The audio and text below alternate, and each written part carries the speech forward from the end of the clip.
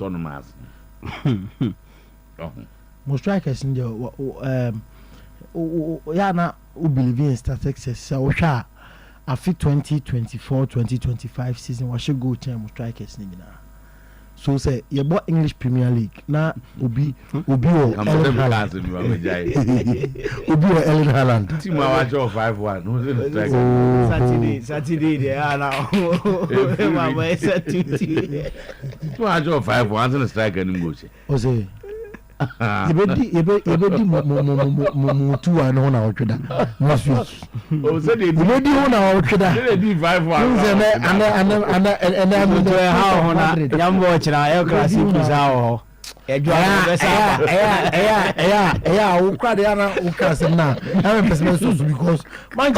so Enzo Maresca believes Chelsea have the midfield in place for a future title challenge.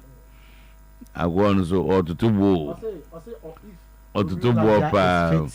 Moises Caicedo is fit and Enzo Fernandez is fit. These midfielders can compete with any midfield. How Conference League or no conference league national can crack a crowd. Now so far baby I'm proved to be competing very well in the conference. In the conference league but once any team the team no is not balanced. Conference league looking at the difference no. Looking at the difference no attack no. Right. Okay. Between Chelsea and Arsenal I think 4 points. Even the other Chelsea in 4th position. The other Chelsea in 4th position. Is it the same point?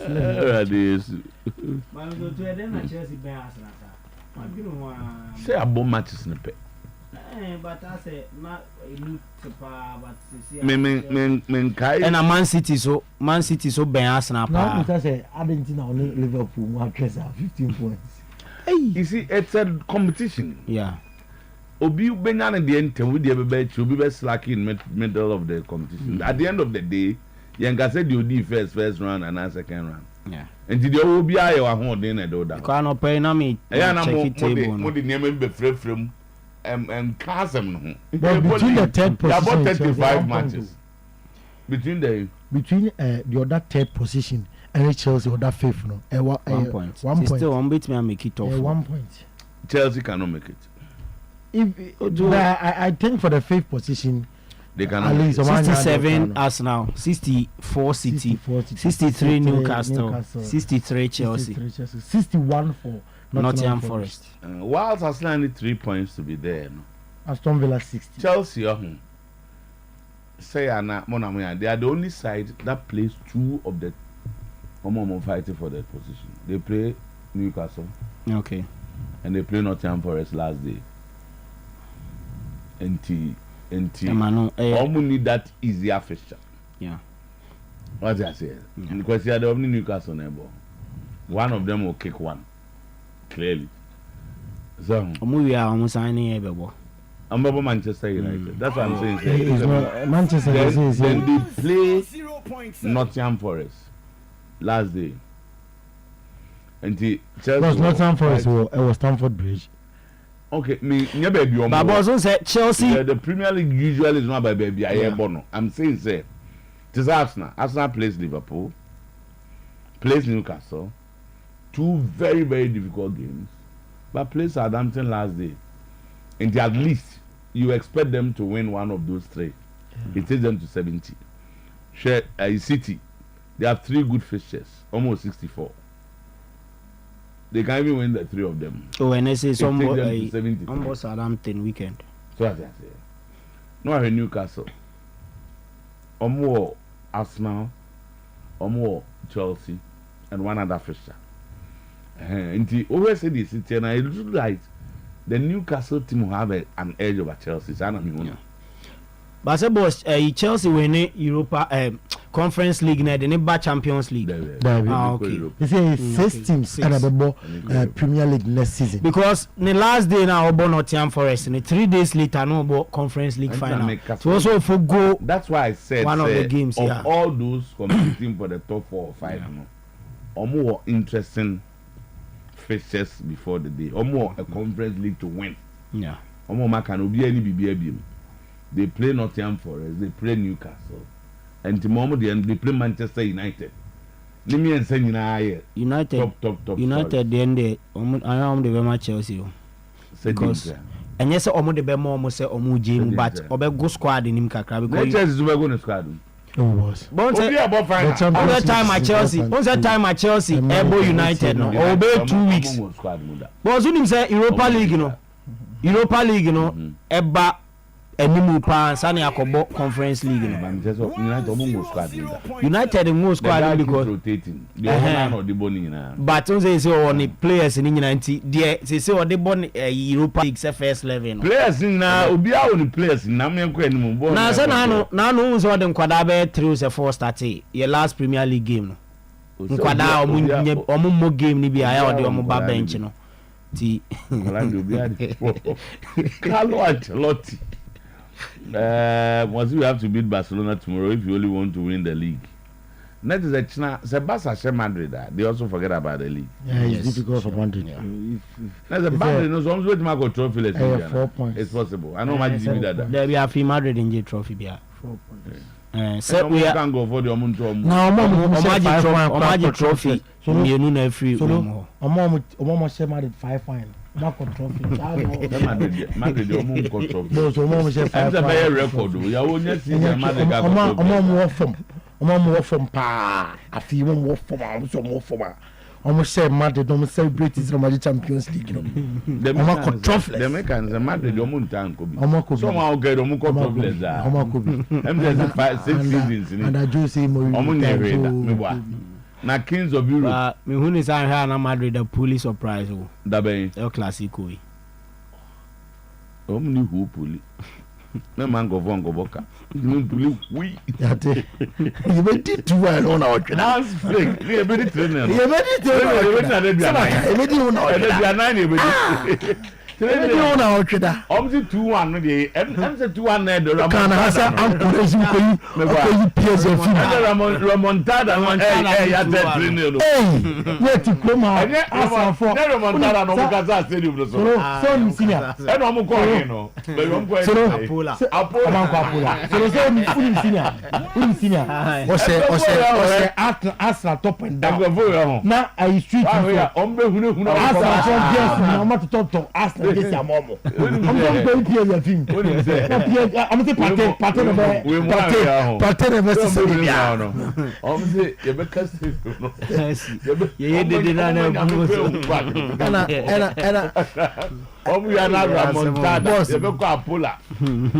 Pate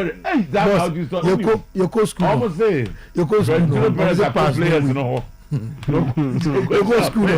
Obviously pass no way. You go school so Madrid. You go school no talk. But anything I'm with Kings of Europe bro. Pass no way. Obviously and then Tuesday Fiorentino Perez wa coach your players no. Na almost all players some the champion my friend Carlo Roberto Carlos mo. Omo nyina ba. Na be yingonya je mo ti aba. Na mo tell by na ya ti no here na me dom say Pate me dominate boss me prepare just some 54%. And na Sevenga say what was that man omo ka say ni omo de ka say asem no they about 54%. O say analysts say obi antimi dominate PSG obi anya 40% rather na it's okay you be chremo football you go about 54. Ramontada ni any dominate you. Hey, boss. 5-1. Okay, so Hansi Flick. Our players are mentally and physically ready for the occasion. Hansi Flick get our chi. Kuma mama in time and allocate the final tickets by fan loyalty. China Hansi Flick. Ejinidi. On come mad in China though. Or buy you know. No bazolo. Hansi Flick mad in China. That you buy the set on the season we no chassis. Season we the Madrid in China. Oh, okay. Washa Madrid. So Madrid 3 times I feel. Hey. I don't go to as Copa del Rey League first leg and then the Super Copa. Right, yeah. But don't see me see.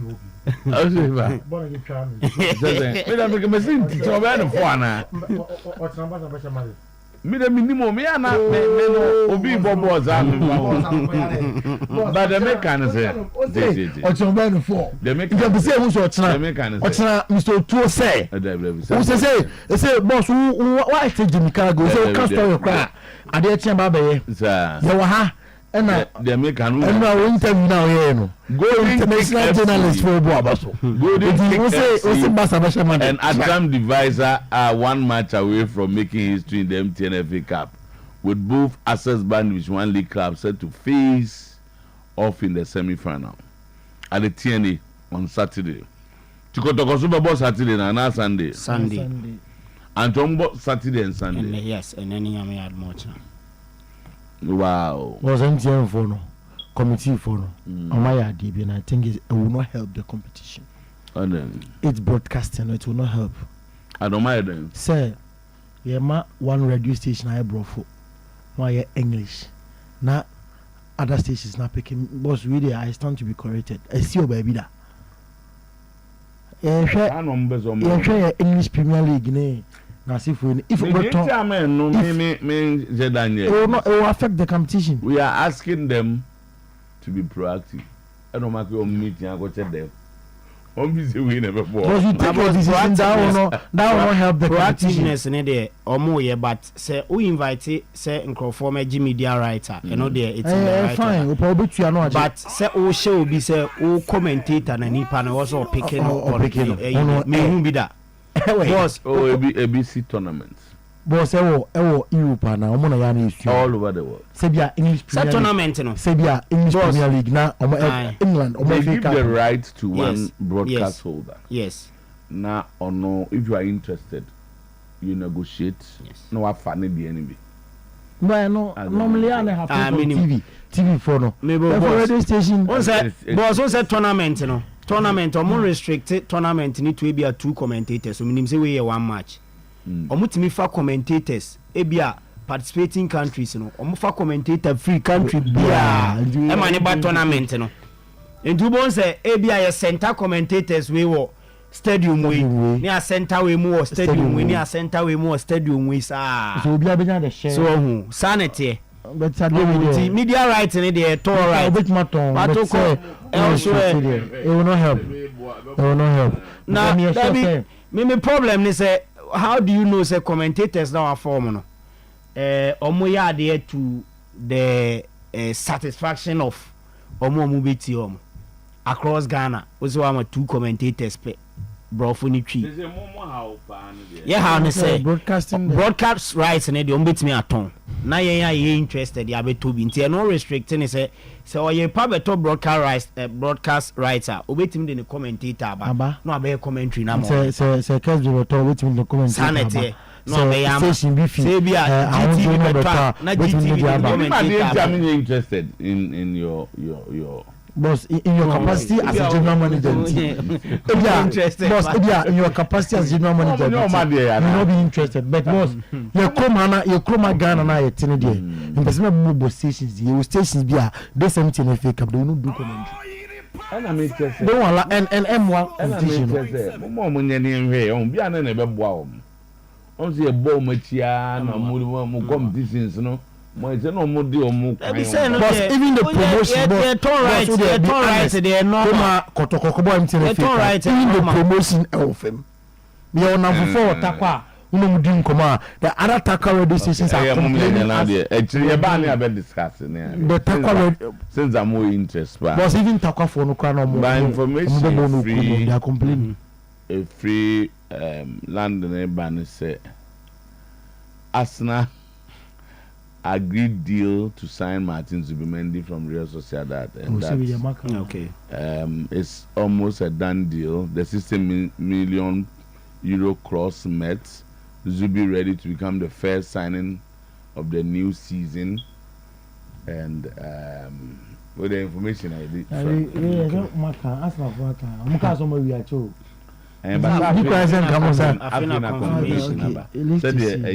Watkins Oko kind of confirmation 40 million.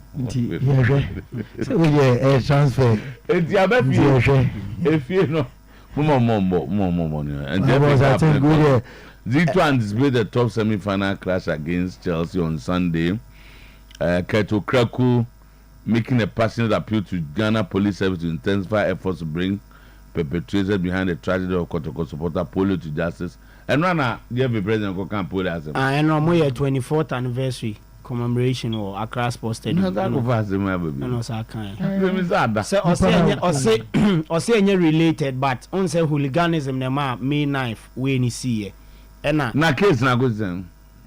Case no, na say investigation. Omu call last sitting almost Johnny. Kofi Adams has renewed the government's commitment in ensuring safety. Okay, on also can about safety. On also can polio. Yeah, say the lot of polio shooting have happened. The government of His Excellency John Dramani Mama and our ministry is determined to collaborate with the Ghana police to make sure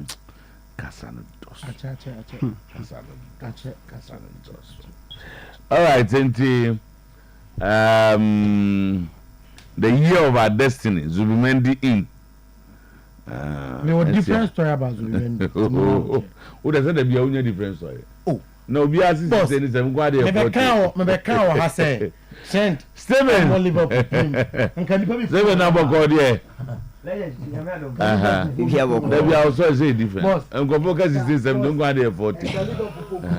Can't do another drinking with that. Yeah, banana, yeah, barber head, yeah, to as well. You legend, Zubi.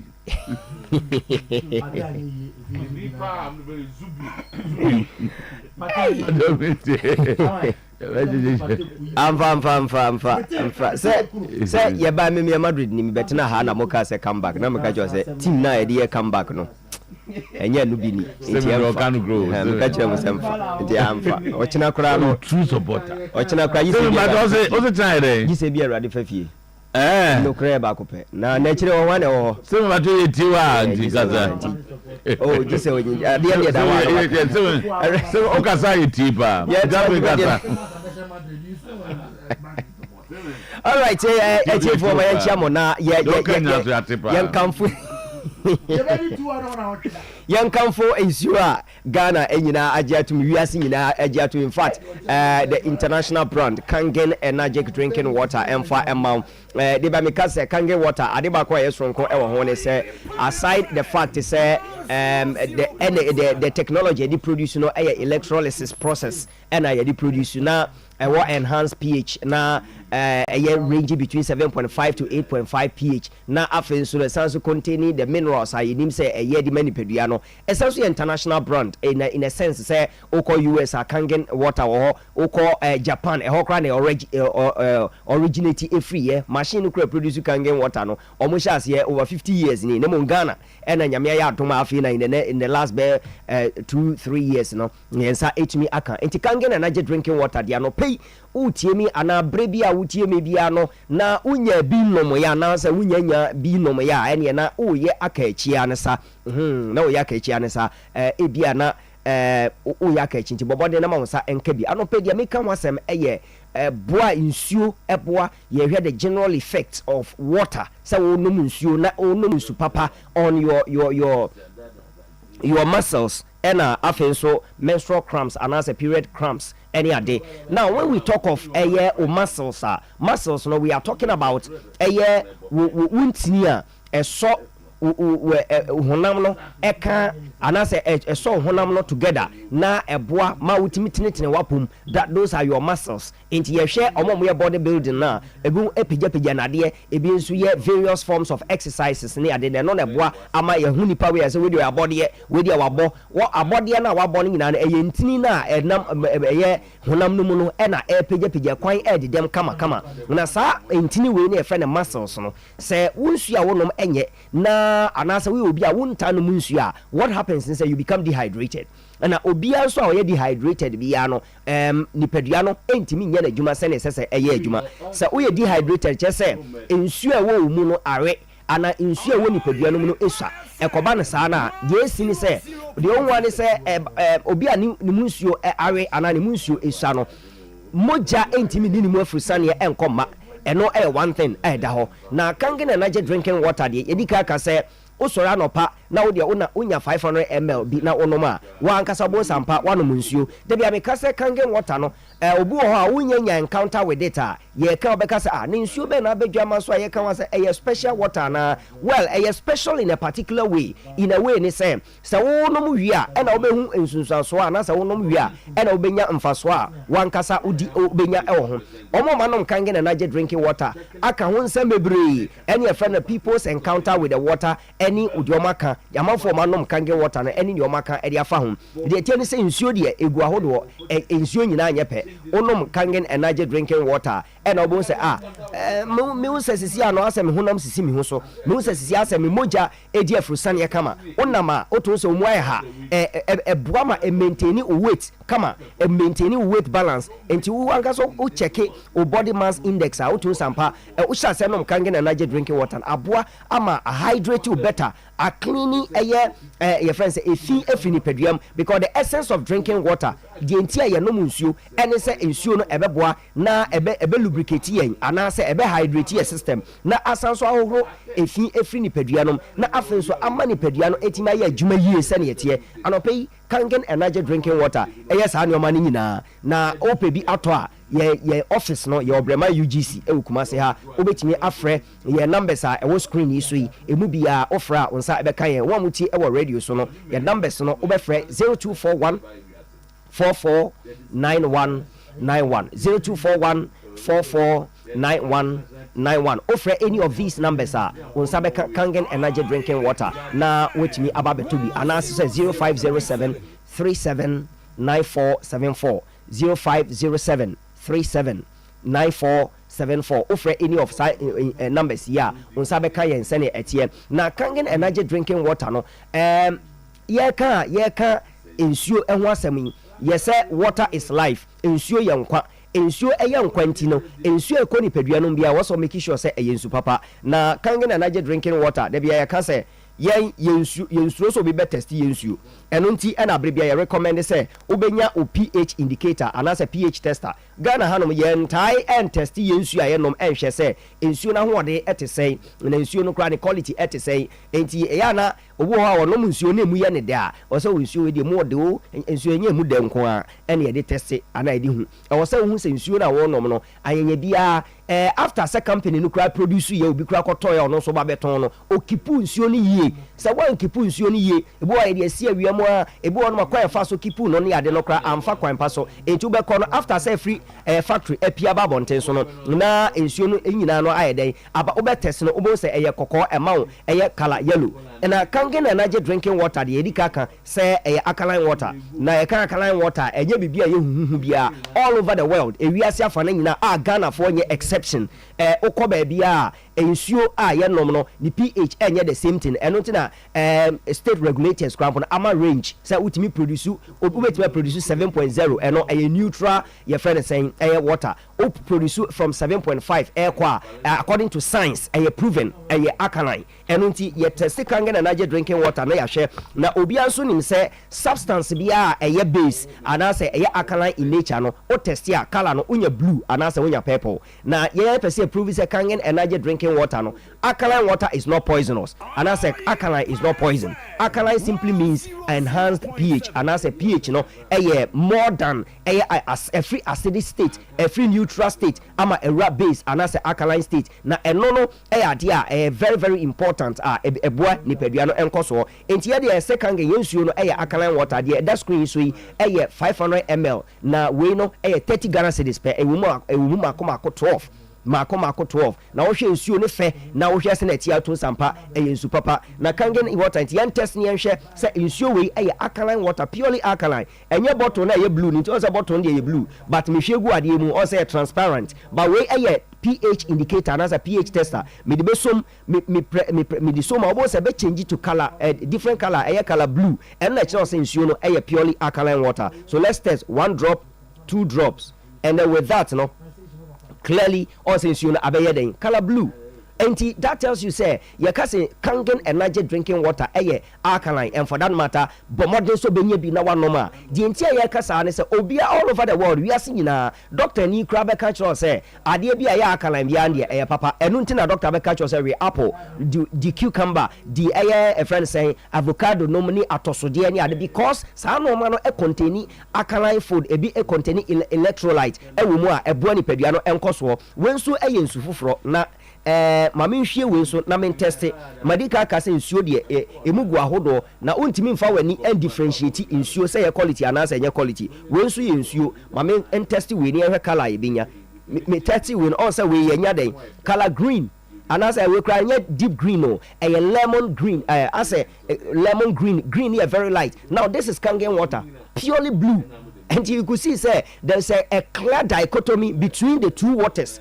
Very very clear, and that is the reason why in Sodia you have regular water and you have alkaline water. Now with Kangen energy drinking water, because amount enhanced pH through electrolysis process I produce way a near neutral but a near neutral, but the moment obinom says your says introduce Kangen water into the system obo say the system no already no e call into the alkaline state na mami hwie kakra fam clearly wo say me hwie ya abeda ne blue color any the original Kangen na me test that tells you the power of Kangen energy drinking water. Into medical case nsuo de egu ahodo na we carbonated drink. Let me just test this one in a short while. Na yehu the differences between air substances. In science we nsuo de nsuo wasem no a bit scientific science kakra eden ewum enti we carbonated drink yedika ka say okwa internet so no bisa what is the pH of carbonated drinks obo say 2.3 3.5 which is highly acidic per the pH scale no okwa science laboratory bia na test as anete now ma tested this carbonated drink here color de be maye amaye the orange we highly acidic but these are things you know every day abibia yedi wiane anom weenum untumi enyai no muntino eno nti ne ye kan fo se bomodin se because unum acidic drink unum nsuo so a ebia no so acidic na udi wiane no so acid edoso mu a na uye exercise kakra so body no so produce ade friend lactic acid enti nipadua no abre nyina na acid edoso mu Dr. Henrik Otuo Acheampong nipadua yare anase acidic no ana acid edoso ewo tissues ene muscles mo no yare atimi tina mane yeye enti wo ho ana wa yemre wo ho no ma moja ntimi ne afrusa ne enti oba obosome so kra obekam sa because moja no den release from the uterus no na wo say obre but say unum nsu papa na uya well hydrated na o system no moja no di afrusa ne abrebia no a otum say bibia de ekon kai kama ede mawo. So these are the reason why you can say Kangen energy drinking water nsu aye kan for dia ma obia da bia e ba bonten e be kan ho asem say na we the 1 liter bottle makoma nsia e pack mo just 30 cedis 500 ml na e de to so na makoma dumienu in a pack and also just 30 cedis obi be ka say anka nsu yi what test we unya green o test bi unya yellow bakangen dia o test ye unya blue makasi ye ko school no ye draw map ye social studies no ye draw map o say the color they represent water blue e kira o say water in itself no by nature no blue color. You draw any scientific air landmark biana water bodies are represented with color blue. That tells you the color of water. Enti na eya na nyanwa sekane no na environment yem pollute ye no na yem papanom ensu enam ewuram na enam abo so obesa obenom still you are energetic hu edin moja di afusane e kama because that water is alkaline in nature enye ensu eno acid bi anim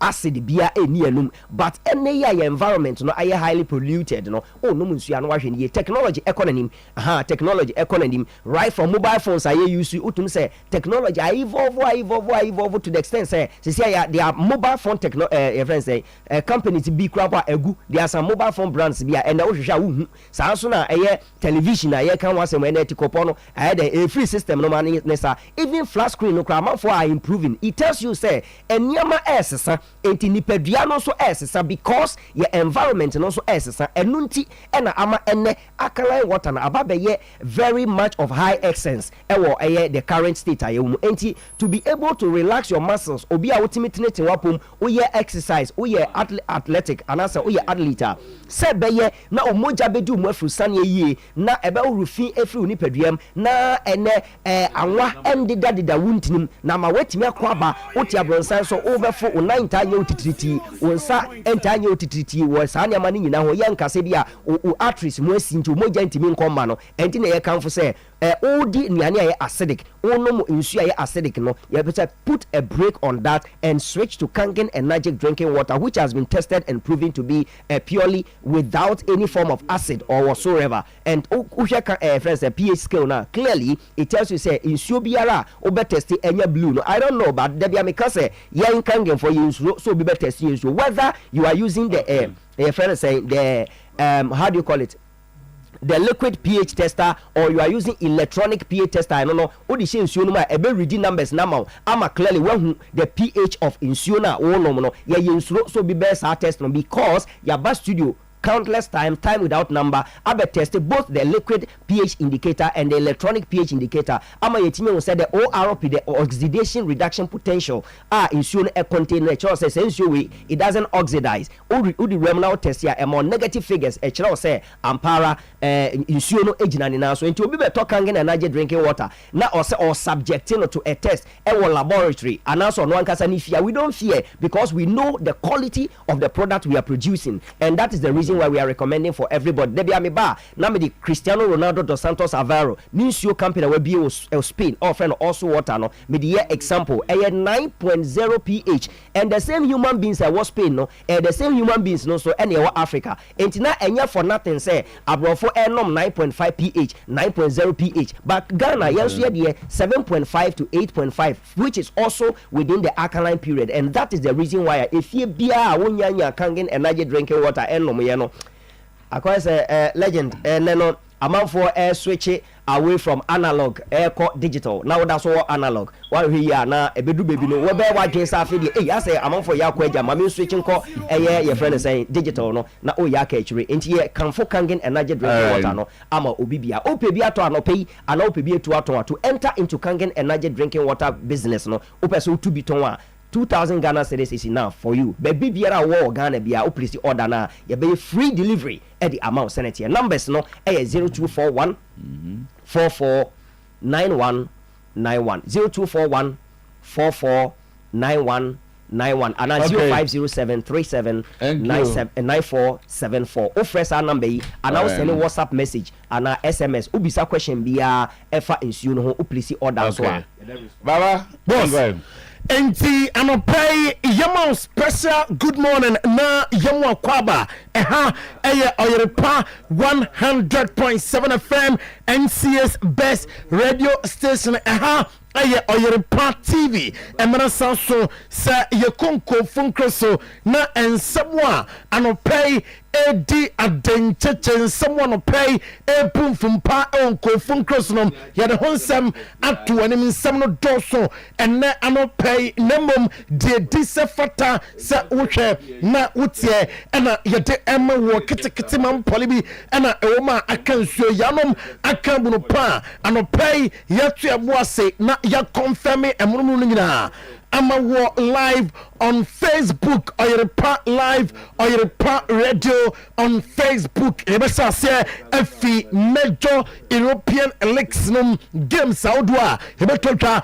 over the weekend like Bundesliga Serie A and after English Premier League Spanish Primera División Santander Spanish Primera División Santander Clásico ewo otna details about fallout from managers no you remember and then I'm pay you must say a front league anum a match day 33 na and then matches no do na etota and Rams better fee na on Saint-Étienne at the abani observe and months and ebo I'll start the IB now for Nyankupobo 7 p.m. simultaneously games nina at 7 p.m. Angus and Strasbourg and the bomb now start Raymond Cooper now for we have at Trophy, now on the Olympic Dramase, at the Abani Renee Trophy, our Ransom Park on it knees, and at the Ebosumon Pay, about Paris Saint-Germain, not Toulouse and it longs, about our stadium at the Toulouse, not Brest and it Lille,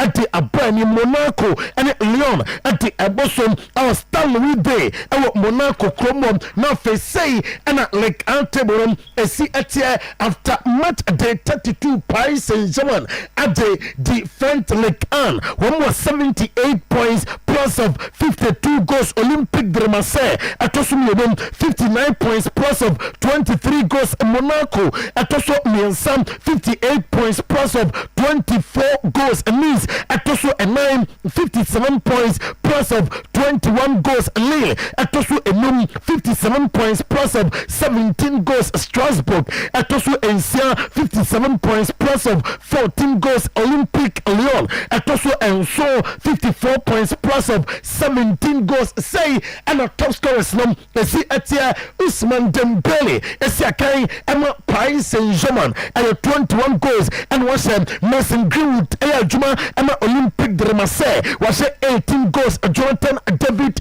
and Lille 16 goals and on some Latina Akan Kalimwendo and Rene 15 goals and a Bradley Bakola see akai Emma Paris Saint-Germain also as a 14 goals and a play Yawo Juma and French League Anum Yabako German Bundesliga match day 33 say and a match num Abako Anwa Esase Visbeck at the field our Volkswagen Arena Eshemunum and a Hoffium and so Eshem and then I am Davida Bremen 1 p.m. on the RB Leipzig and a Diaboso Union Berlin and Heidenheim at the Airbus 130 now for boom and Mainso 5 at the Abani our Vonovia Stadion 130 Martin Etogram our boom Cromo Hostel Kill and 5 back our Hostel Stadion na 130 game on atop from Bayern Munich and Borussia Mönchengladbach at the Eboso our Allianz Arena Munchen Kromo Nankopobwa Etatna ba for Leverkusen abetrafie our Bay Arena na on Borussia Dortmund at the Eboso and Frankfurt and St. Pauli and at the Albany Otram at 5:30 now for Stuttgart and Augsburg at the Eboso at 5:30 our M8P Arena, our Stuttgart Chromon, and a Samach, everything at top from say, and a table, a see at our German Bundesliga match day 32 after a Bayern Munich and a LED, what the Bundesliga 76 points plus of 21 goals by all for Leverkusen at also 68 points plus of 31 goals and Frankfurt at also Mianza 56 points plus of 20 goals. Freiburg at also a 9 and 52 points minus of 3 goals. Borussia Dortmund at also a 51 points plus of 15 goals. RB Leipzig at also a 50 points plus of 6 goals. Mainz 5 at also and so 48 points plus of 9 goals. Now top scorers our Bundesliga say and I see at after match day 32 a Hurricane and an LED of Bayern Munich 24 goals. Sehu Gerasi our Dortmund 19 goals. Patrick Schick our Leverkusen 19 goals and a Odonika Klendest and Australia Borussia Mönchengladbach 16 goals. Hugo Ekitike our entrant Frankfurt and also as a 15 goals and a play yati Bundesliga Musem atuanim now and 10 times Sebeko Serie A now Yakam match day 36 of the Serie A and our Stadio Giuseppe Meazza our Milano AC Milan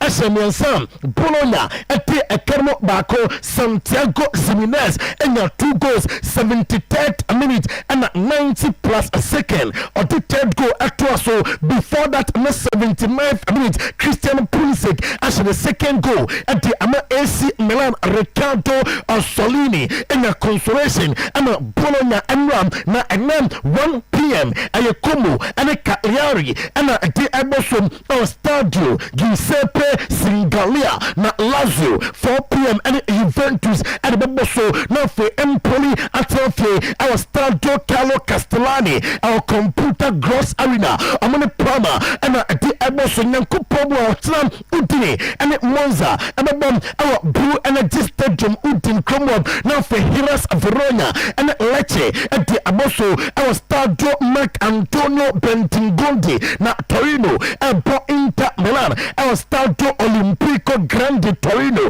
4 p.m. tinam na afei 6:45 ɔtinam ɛwɔ Stadio Diego Armando Maradona Stadium Napoli ɛne Genoa ɛde abɔ so ɛno akyi other 2 games no ɛyɛ Venezia on Monday night football ɔmo ne Fiorentina ɛna ɛde abɔ so Stadio Pierluigi Penzo na afei Atalanta 6:45 p.m. on Monday our Jewish Stadium Bergamo ɔmo ne Roma ɛde abani sei ɛna Serie A table no esi ɛte Napoli elidi na Serie A no emu ayedene na kwere sɛ ɛyɛ Inter Milan Napoli the two racer masa ɛhoi ɛna ɛdi nkunim Napoli about 35 matches with 77 points plus of 30 goals. Inter Milan ɛtɔso mmienu 74 points plus of 40 goals. Atlanta ɛtɔso mmiɛnsa 68 points plus of 40 goals. Juventus ɛtɔso ɛnan 63 points plus of 20 goals. AS Roma ɛtɔso enum 63 points plus of 18 goals. Lazio ɛtɔso nsia 63 points plus of 13 goals. Bologna ɛnum ɔmo it is still with 62 points. Fiorentina ɛtɔso ɛnwɔtwɛm ɔmo 59. Now before that na AC Milan ɛmɔyɛ ɛnum AC Milan edi nkunim ɛtɛbɛnyɛ 60 points plus of 18 goals. Anɔpɛyi yɛrɛ sansɛm na ɛgya on Oyerepa 100.7 FM live on Oyerepa TV. Oyerepa ɔsi efinyame nti still ɛwɔ Serie A top scorers na Matteo Ritegi ɔno si akan ɛma Atalanta 24 goals. Moiskin ɛwɔ Fiorentina 17 goals. Ademola Lookman ɛwɔ Atalanta 14 goals. Marcos Thuram ɛwɔ Inter Milan 14 goals. Atem Dovbyk ɛwɔ Roma 12 goals. Afei Romelu Lukaku Minama Bolingoli Boli 12 goals. ɛna wɔhyɛ Lautaro Martinez Inter Milan ɔno nso esi akan ɛma Inter Milan wɔhyɛ 12 goals. Anɔpɛyi yɛrɛsansɛm na ato anim ntantam so yɛbɛkɔ Spanish Promotion Santander mu yɛwɔ match day 35 na ɛnura ɛna match day 35 no ɛhyɛ aseɛ Las Palmas etifie ɛwɔ Estadio de Gran Canaria ɛma Rayo Vallecano ɛbɛhyɛ no ɛka baako a wɔntumi ante Alvaro Garcia ɛna nya the only goal in the game. Valencia ɛnam ɛbɛtena fie ɛwɔ Estadio de Mestalla na ɔne Hetafe ɛde abɔso Celta Vigo ɛne Sevilla ɛna ɛde abɔso ɛwɔ Estadio Balados na Pablo Gonzalez ɛbɛ center referee Girona ɛnam ɔmo bɛbɔ without their head coach Mitchell after sɛ Villarreal ɛna ɔmo ɛde ɛbɛni ɛwɔ Estadi Municipal de Montelivi ɛwɔ Girona Kromwom Isidro Diaz de Mera ɔte sɛ meka sɛ Girona coach Mitchell owura no ɛntime ɛntena bench ɛnura na ɔwɔ hospital a wɔde update ɛbɛmu ɔno pɛyi Real Mallorca ɛbɛtena fie ɛwɔ Estadi Mallorca na ɔmo ne Real Valladolid ɛde abɔso Juan Polido ɛyɛ center referee Atletico de Madrid ɛbɛtena fie ɛwɔ Riyadh Air Metropolitano na ɔmo ne Real Sociedad ɛde abɔso Jose Sanchez Martinez ɛyɛ center referee na afei Sunday Leganes ɛne Espanyol ɛde abɔso ɛwɔ Estadio Municipal de Mutaki Javier Abolora ɛbɛ center referee ɛwɔ game a meka wɔsɛm nom na sei ɛna ada table ɛne ada matches esi ɛteɛ na Barca ɛne Real Madrid ɛbɛbɔ ɛkyina 2:15 p.m. Our Estadi Olympic Louis companies Emra Alejandro Hernandez Ejamo as center referee Athletic Club Bilbao and Deportivo Alaves at the bomb our summer mess barrier no fe Rebetes and Osasuna at the Abosom our Estadio Benito Villamarin our Sevilla Como say and a table XL Barca about 34 matches with 79 points plus of 58 goals. Real Madrid about 34 matches at Tosumianum with 75 points plus of 36 goals. Atletico de Madrid at Tosumiansam 67 points plus of 29 goals. Athletic Club Bilbao at Tosu Enam 61 points plus of 24 goals. Villarreal at Tosu Enum 58 points plus of 13 goals. Real Betis at Tosu Encia 57 points plus of 10 goals. And at Celta Vigo at Tosu Enso 46 points only go bia and I'm pay you know some amawo na say and a petite no etia nyamianum no kra petite na no entene the race between Robert Lewandowski and of Kylian Mbappe Lotin Robert Lewandowski esiakai Emma FC Barcelona was 25 goals and Mr. Kylian Mbappe Lotin juma Emma Real Madrid also as 24 goals Anti-Butamel our Osasuna 18 goals. Rafinha of FC Barcelona as 16 goals. Ayozi Perez our Villarreal was 16 goals and Julian Alvarez our Atletico de Madrid also as 15 goals into a 1 goal difference and Kylian Mbappe and Robert Lewandowski and 25-24 18 and some and play young English Premier League a match day 35 of the English Premier League now say and a fixtures you see at the Nankupo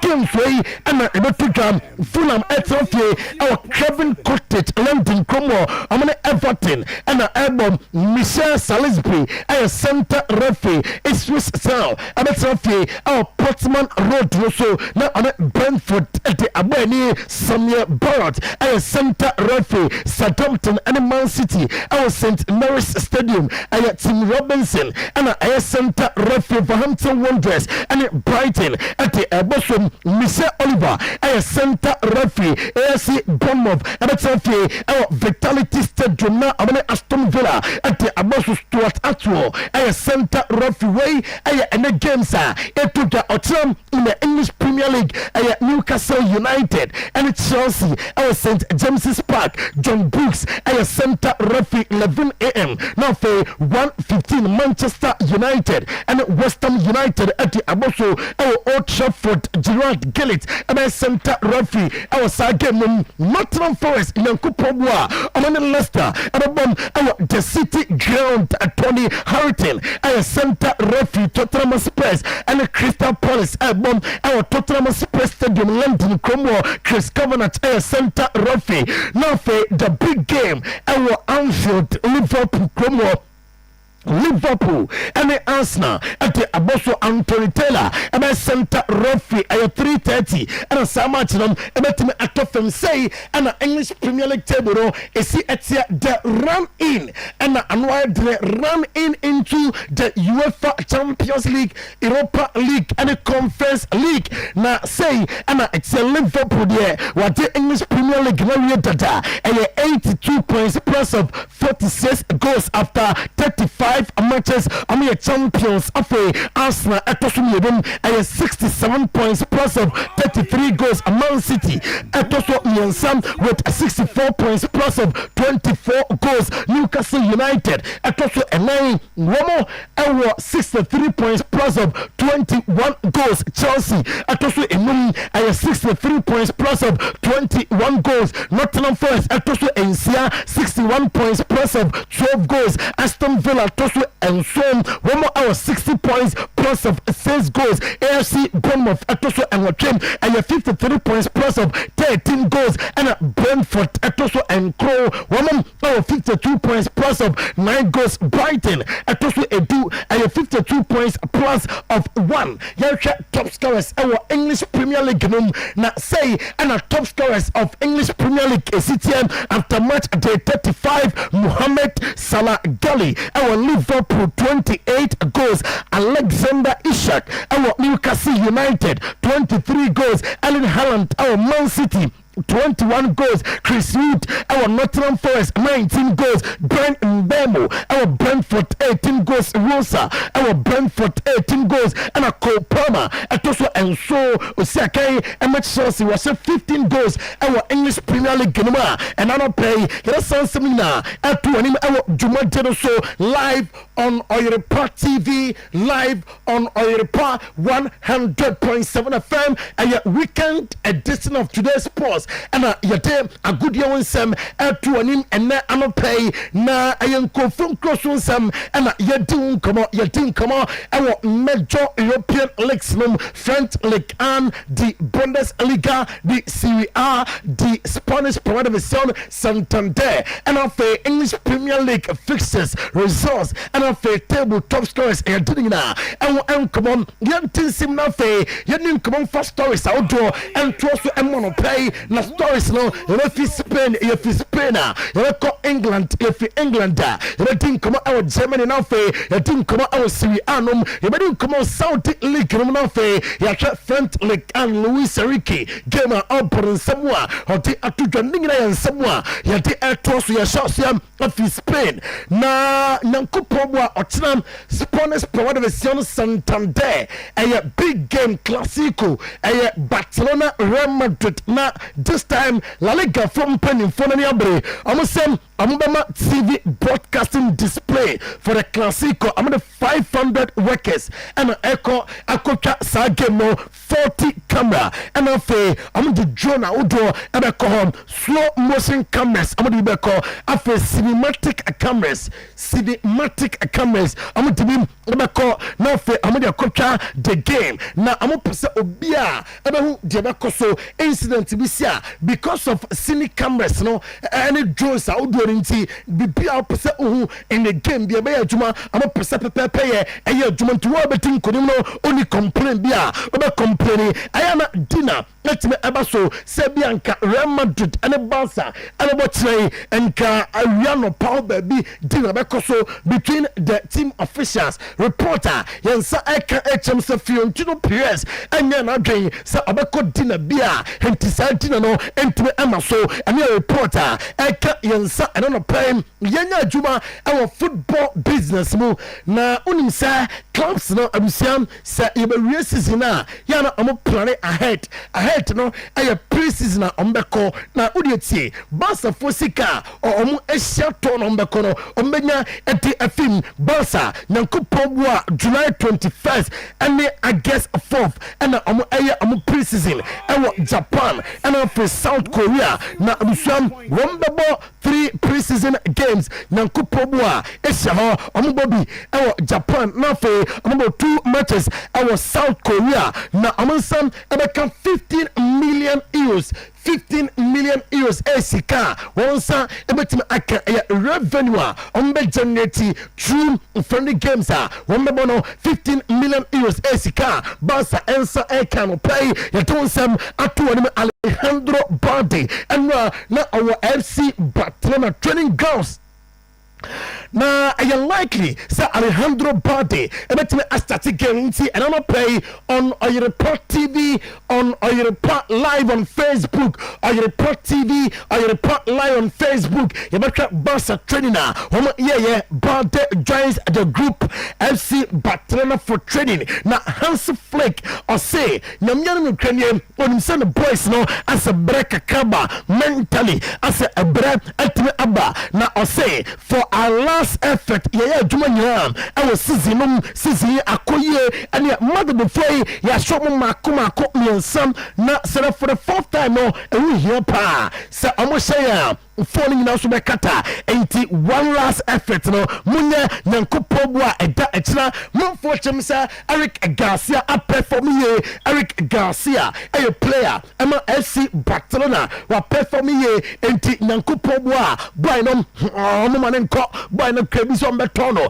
irrespective of performance Eric Garcia ɛde ama Barca nyina Barca ɛni baako ɛtetɛ Jeremy Frimpong ho sɛ ɔmbɛfam Jeremy Frimpong na afei abɛyɛ adwuma ɛde ama team nom ɔbɛtua around 35 to 40 million euros na afei wɔfa Jeremy Frimpong na ɔbɛyɛ adwuma ɛde ama Dani Rodriguez ɔbɛyɛ surgery ɛwɔ dislocated shoulder ne shoulder hɔ saa ɔpɛ surgery ɛwɔ hɔ Lionel Messi chances sɛ ɔbɛtena Inter Miami na wɔsi akan ayɛ adwuma ɛde ama Inter Miami ɛwɔ United States of America no ɛyɛ 50% ɛmi nyina mu ne sɛ ɔmo nya agreement bi a Lionel Messi ɛna afei Inter Miami forum ɛnyɛ deɛ sɛ agreement bi a ɛtumi ato dwam now Pedri ɛbɛbɔ ne 64th match of the season afei mu 64 matches ɛna ɔbɛbɔ nyankopɔn bo a ɛda ɛkyena ɛno na Pedri ɛde ato dwa sɛ Clasico no ho hia Real Madrid saa nso ɛna ɛho hia FC Barcelona na deɛ ɔka ama ne boys na te aseɛ ɛne sɛ ɛyɛ 4 points difference ɛna ɛda ɔmo ntam obi ni deɛ bɛsi ɛwɔ other fixtures no nti deɛ ɔka ɛne sɛ nyankopɔn bo a ɔkyena ɛyɛ finals of the La Liga ɛwɔ sɛ deɛ tie bi a ɔmo timi nya results na afei ɔmo timi agye the Spanish Primera Santander no na ɔkɔ Paris Saint-Germain president Nasser Al-Khelaifi na so ya ɔmo free ticket no 600 club staff a ɔmo yɛ adwuma ɛwɔ Paris Saint-Germain nyinaa ɛna ɔde 600 ticket ɛmo sɛ finance no ɔmo nkɔ Munich na afei ɔmo nkɔ hwɛ baabi a ɔmo bɛda dom bɛdie ne nyinam no ɛyɛ adwumade a ofiri sɛ ama Paris Saint-Germain na afei 2024-2025 ɔmo finals of the UEFA Champions League ɛno ɛyɛ Luis Enrique latest ɛna yɛde amo no pay Barca dressing room no yes, yes, affected still by the UEFA Champions League exit. And from best of 3 days in here, Adia, Luis Enrique, Ayan Wajuma, now about the boys, Nabasro, now Hans Flicker, or yet manager, Emma FC Barcelona, and so I caught the boys, no, and yet 1-on-1. When I'm 18, come on, say a best cycle more, Muni UEFA Champions League exit, no, and from 3 Mutrim, Nafe, Yankon Kodim, our Ram Mother, Sunan Kupom. Don Carlo Ancelotti said I clear sir the Don Carlo Ancelotti ebefi Madrid team num enra ena oko Xabi Alonso manager ema boy all for Leverkusen na soya onya confirm here say o fit team num na me pese me din komo ho bebe no voice me te ebe mam yanko Madrid training grounds yanko pobo a ochira ampa ebedwa ewo Estadi Louis companies na enra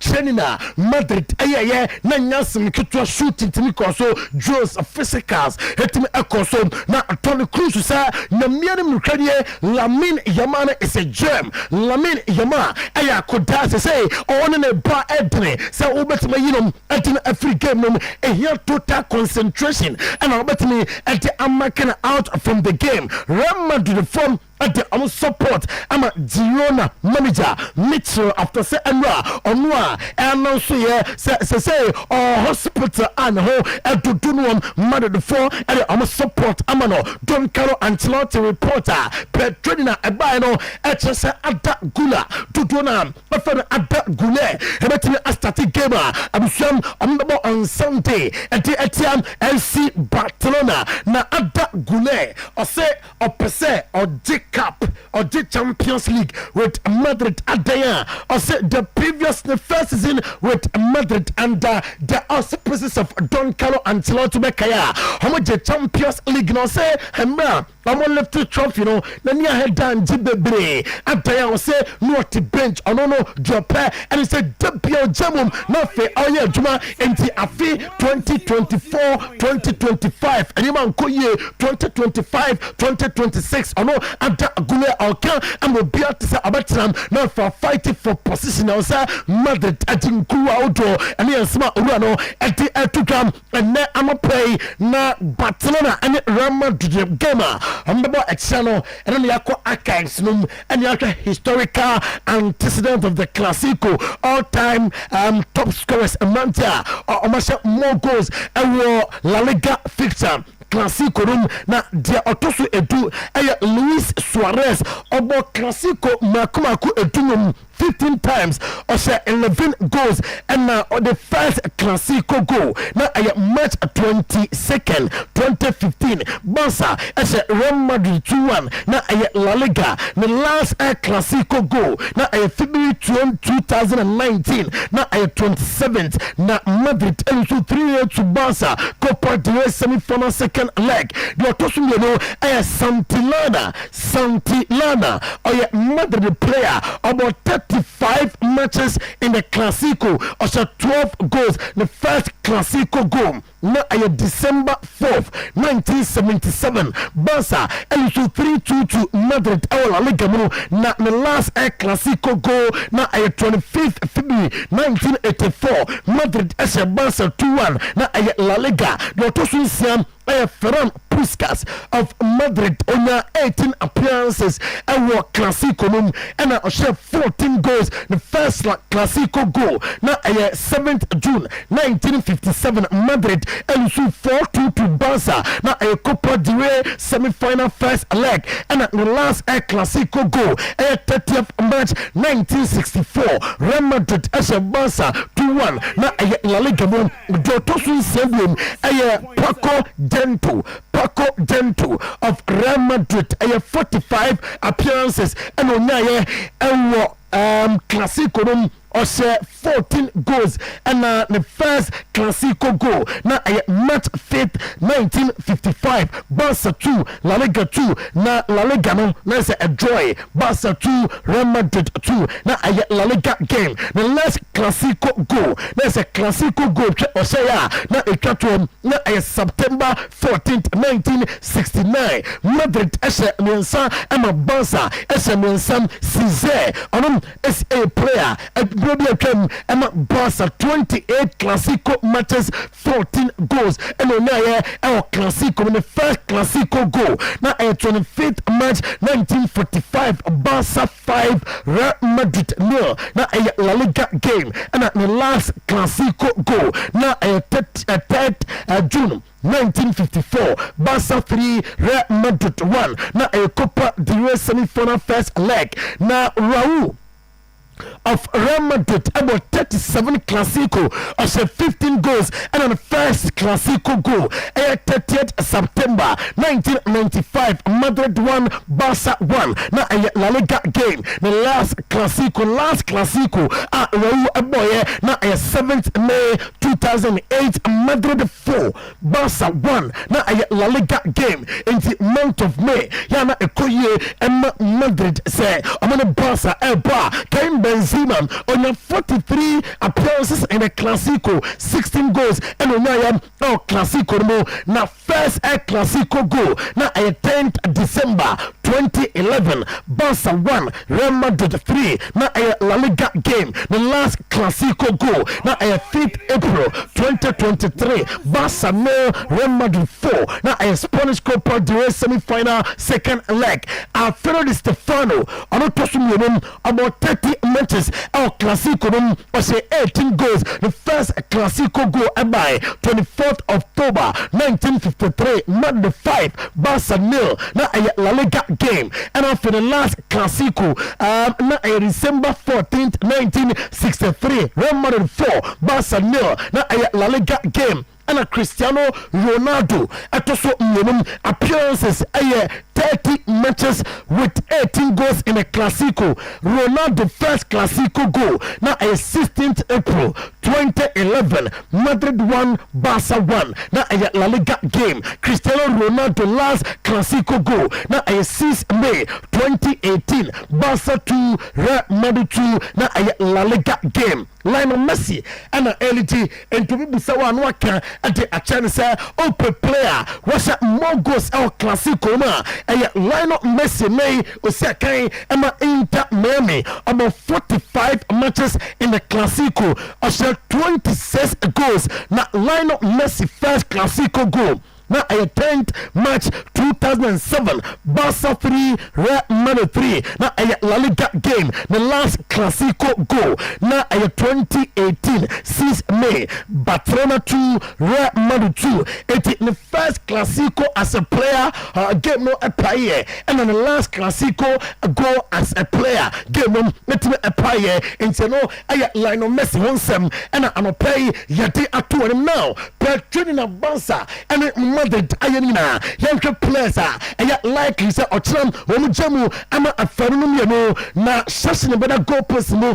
ama FC Barcelona na back for the Gerard Martin afe Inigo Martinez and a Paul Kubasi and a Eric Garcia and a complete back for and Finfi and a Pedri and a Frankie de Jong and afe Rafinha Lamine Yamal Adam 10-1 Danny Olmo and a Jamin Finfi Robert Lewandowski and the attack ama FC Barcelona na oko Real Madrid soya arusham Thibaut Courtois and better go post me ama Madrid na Lucas Vazquez, Olivier Tchouameni, Raul Asensio and Eric Frank Garcia and a complete back for Lucas Vazquez, Tchouameni, Asensio, Frank Garcia na Infinio aye Dennis Ceballos and Freddy Valverde na Jude Bellingham ababom ada Goulet Vinicius Junior Kylian Mbappe many players are start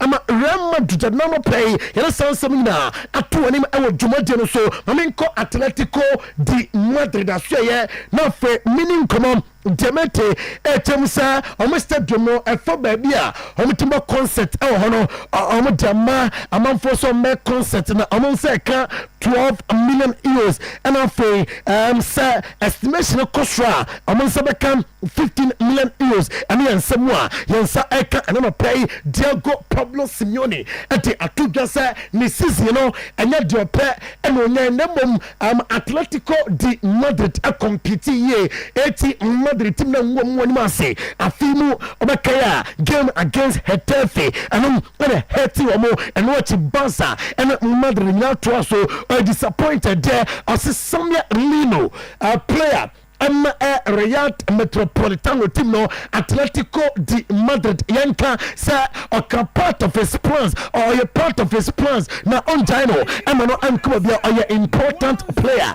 na journalist be and Obusa Diego Pablo Simeone sa Inter and PSG are in the Champions League final. So two teams singing also show and I say Obama so na ono dinilemu ankoye ono dia ohwe and so obewie season ye na fe watching Yankopon one next season ho and Diego Pablo Simeone nsema oti atutwam and ono play Minko England na yenu kono ewo England and ono play Mikel Arteta a confirm say Yankopobwa Gema on the our Anfield at the Etsa Liverpool no God of Honor on the at the Liverpool say tradition na area say Diana a Samuel Diana a disafatan was say o hinterum etime aswan was say it pays so praise no will rather motivate Arsenal for next season and we Mikel Arteta Jamaica at the Atuga say Mikel Arteta 2025-2026 went to be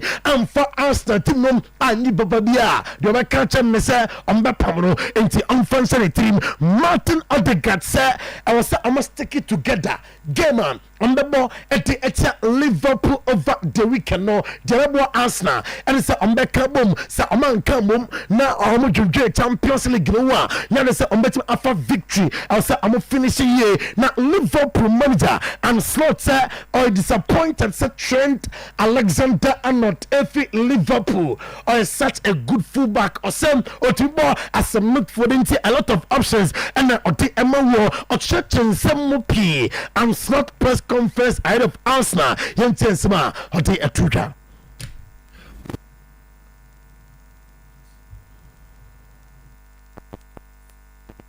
Not only a good human being is leaving the club, but a very, very, very good fullback is leaving us as well. But I also worked at clubs like AZ Alkmaar and Feyenoord, where every season a very good or multiple very good players have left the club.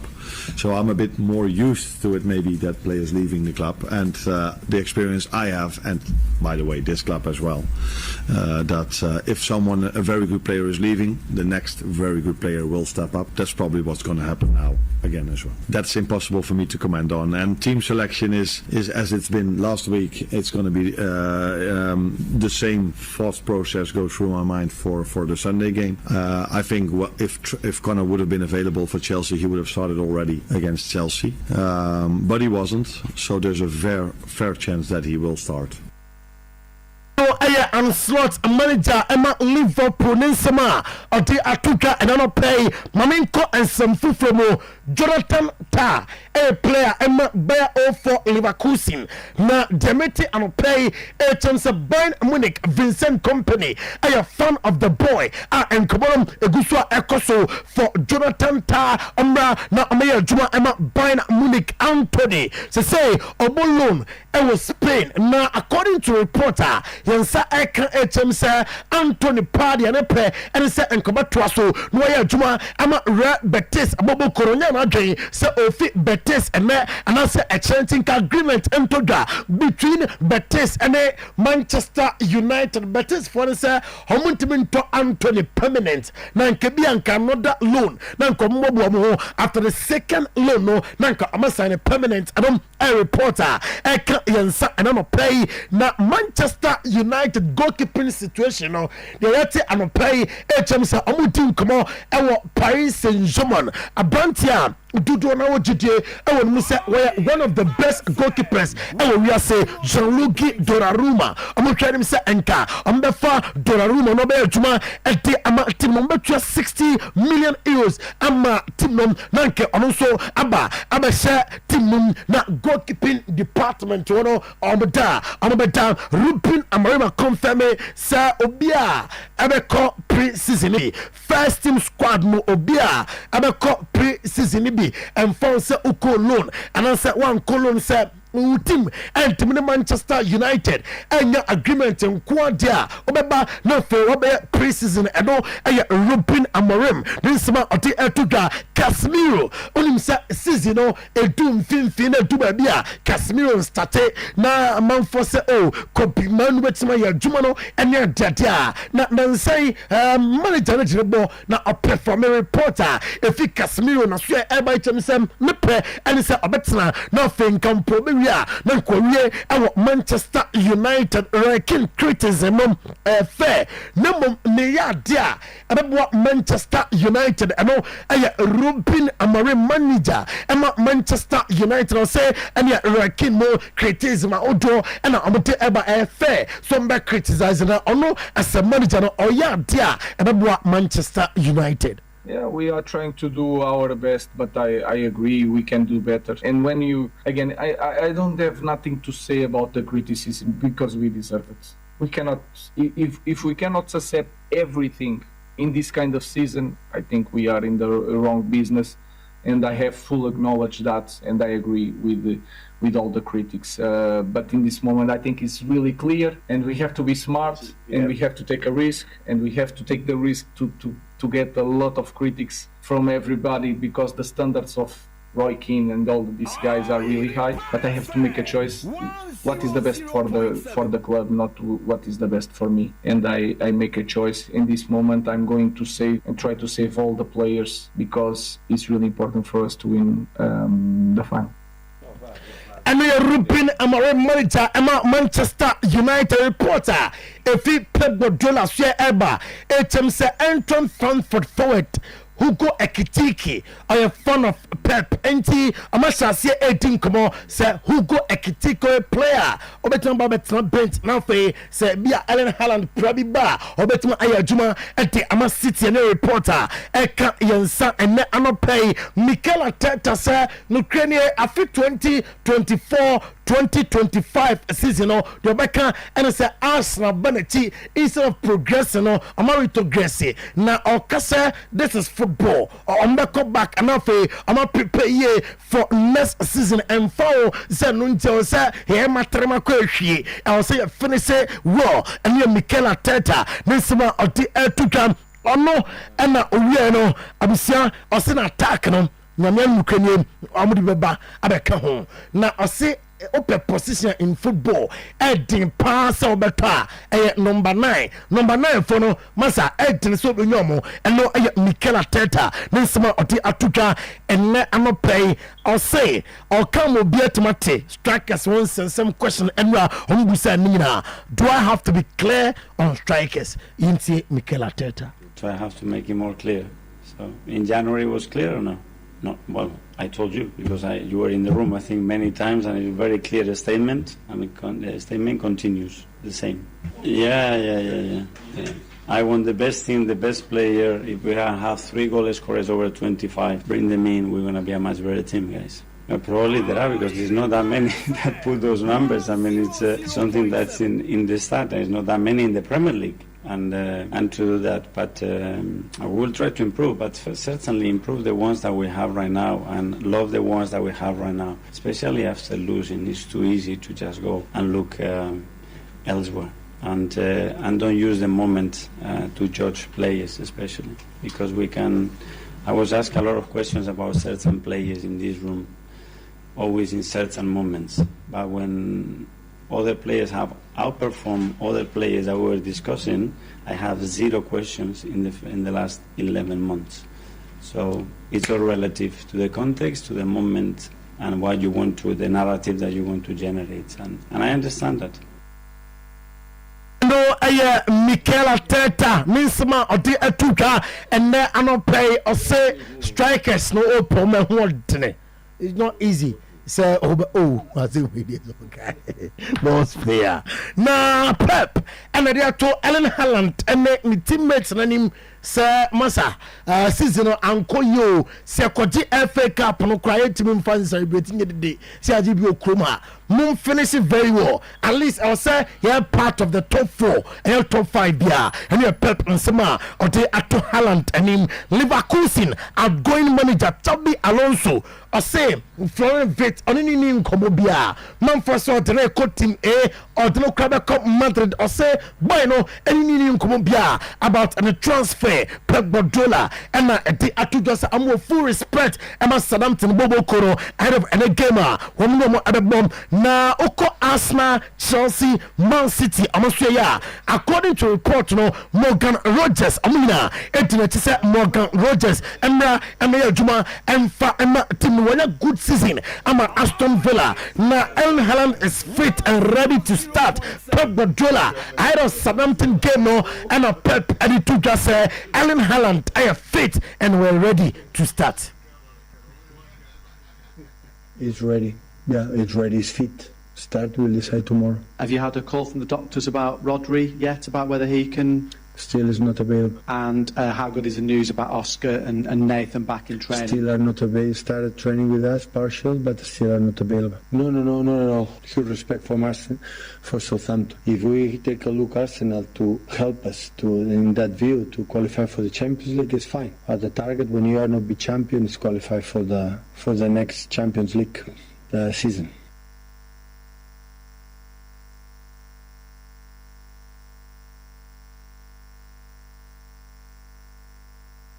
The Conference League final on the bomb ɛde ɛtia Rebetes na in coaching ne papa ɛne Manuel Pellegrini and I say about 2 years as a player under Manuel Pellegrini and I assistant to Manuel Pellegrini as a coach. Now they all kind of say was a lot and a fit Pellegrini ho now this time I believe say Obesane Papano our finance Enzo Maresca at the Atuja Chelsea our the midfielder in that be a competing for any trophy beer when Romeo Lavia Moiseska said I call him the bulldozer and Enzo Fernandez and I say who met me competing for any trophy beer and then some Urano at the Atuga and I'm playing Eddie Howe and at the Atuga Newcastle United team no yeah on Jessica was spending was it team bit me spending over 1.2 billion pounds on Newcastle United on spend this name na ya na enu nsiwo kwan say on bet me and it's our big guys no a compete Enzo Maresca press conference ahead of Newcastle United yenten sembia of the Atuga Enzo Maresca. It's a big one. It's a huge one. United will be a big one. Forest will be a big one. Now we have 3 more games that all of them, they're going to be big games. For sure, Sunday, it's a chance to start in the right way. We are in a good run, in a good mood, and hopefully we can play a good game and win the game. From us, yeah, we see. We try the first result against Dewgarden also give us a little bit a chance to rotate tonight and to protect players, but we have still now tomorrow and Saturday to play the game and then we see. It's not the ideal situation, it's 12 o'clock in the morning, it's Thursday night, but we need to play the game, so we need to adapt immediately, prepare the game in the best way, and as I said, hopefully we can continue our good moment. Tomorrow we're gonna start to prepare Newcastle, 2 days, tomorrow and Saturday, and the players, they need to be focused on Newcastle game because it's the next one, and for us has to be like, thinking that it's the last game of the season, give everything, then we see at the end. Aaron Criswell and Obamamenya Kudus Assembly. Mohamed Kudus say a person or challenging for European football again with West Ham United. Kudus Mohamed Starboy. 2024-25 has been a blip for West Ham United. Next season they'll be back stronger and back in the top half of the table, pushing for Europe. 100%. And that will be the focus. That will be the standard in every season. And yeah, like I said, we take a lot of lessons from these downtimes. Like every setback for me personally, I see it as an opportunity, to grow and then focus on what's ahead. Kudus Mohamed, the star boy of West Ham United, Blasters of Ghana, playmaker, and Aaron Criswell, Lucas Fabianski, Vladimir Kofa, and Danny Engs Amina, Ebefi West Ham United, according to reporter Yensa Eka, and na David Moyes say Sansamna Amokano Sir Ode Rechalison di Andrande Abesamba Abaya Jumono Onim Sansamno na Chabi Alonso Soroyentian Samno Oye manager Emma Bayer all for Leverkusen Emra the press conference or say na a difficult decision name the Alka and it's a real season on cross beam with Leverkusen Chabi Alonso. I feel like this is best of me of English to Claren and yes, I think that it's good that we can let you know that this week the club and I we have agreed that these 2 games are gonna be my last 2 games as Bayer Leverkusen coach. We have been talking during this week that it's always about the momentum, and now is the right moment to announce it. Because we have always had this good communication, this direct communication with the club, and now that we have clarity, is the right moment to say that for sure it's a moment with mixed emotions. That it's the moment to announce it and to know it. But yes, it's the moment to do it. It's not the moment as well to not to talk too much and not to talk about the future, because. Now that we know we want to have a proper farewell on Sunday here for some players, for myself, and it was the right moment to announce it. I think that we have to enjoy this moment with mixed emotions. For sure it's emotional. I have talked this morning with the players, with the staff, with so many people that has helped me during these unbelievable, fantastic 3 years. And now it's the moment to share it as well with on Sunday, especially with the fans in this stadium. Na Pep said, "Nyanwa said Chabi Alonso emei all JJ trophies with Leverkusen." And the son said, "Ukraine, Nyanwa as a player, he was excellent and leadership. Our patron so or JJ say impata onyaye with Leverkusen unbeaten in a season Bundesliga no and other cup games no. Officer or coaching bia obetimi ape for me. Lautaro Martinez over the weekend on Siakai Emfa Emma Inter Milan against Torino. Roma fa confirms Max Allegri. Otisa Max Allegri ebe juma ama Roma tokone no krebia any sansem num na oko ensem fufuma abusuam Inter Milan Tell say Nicolo Rovella obefi Lazio abeya juma amomon na Lazio for say mo penwa this a mutrasika puduo Dusan Vlahovic abusuya say watene 3 contraja Juventus e dey money nyaso en wato e dey akoni baby and likely say obefi Bobo Konum and the reporter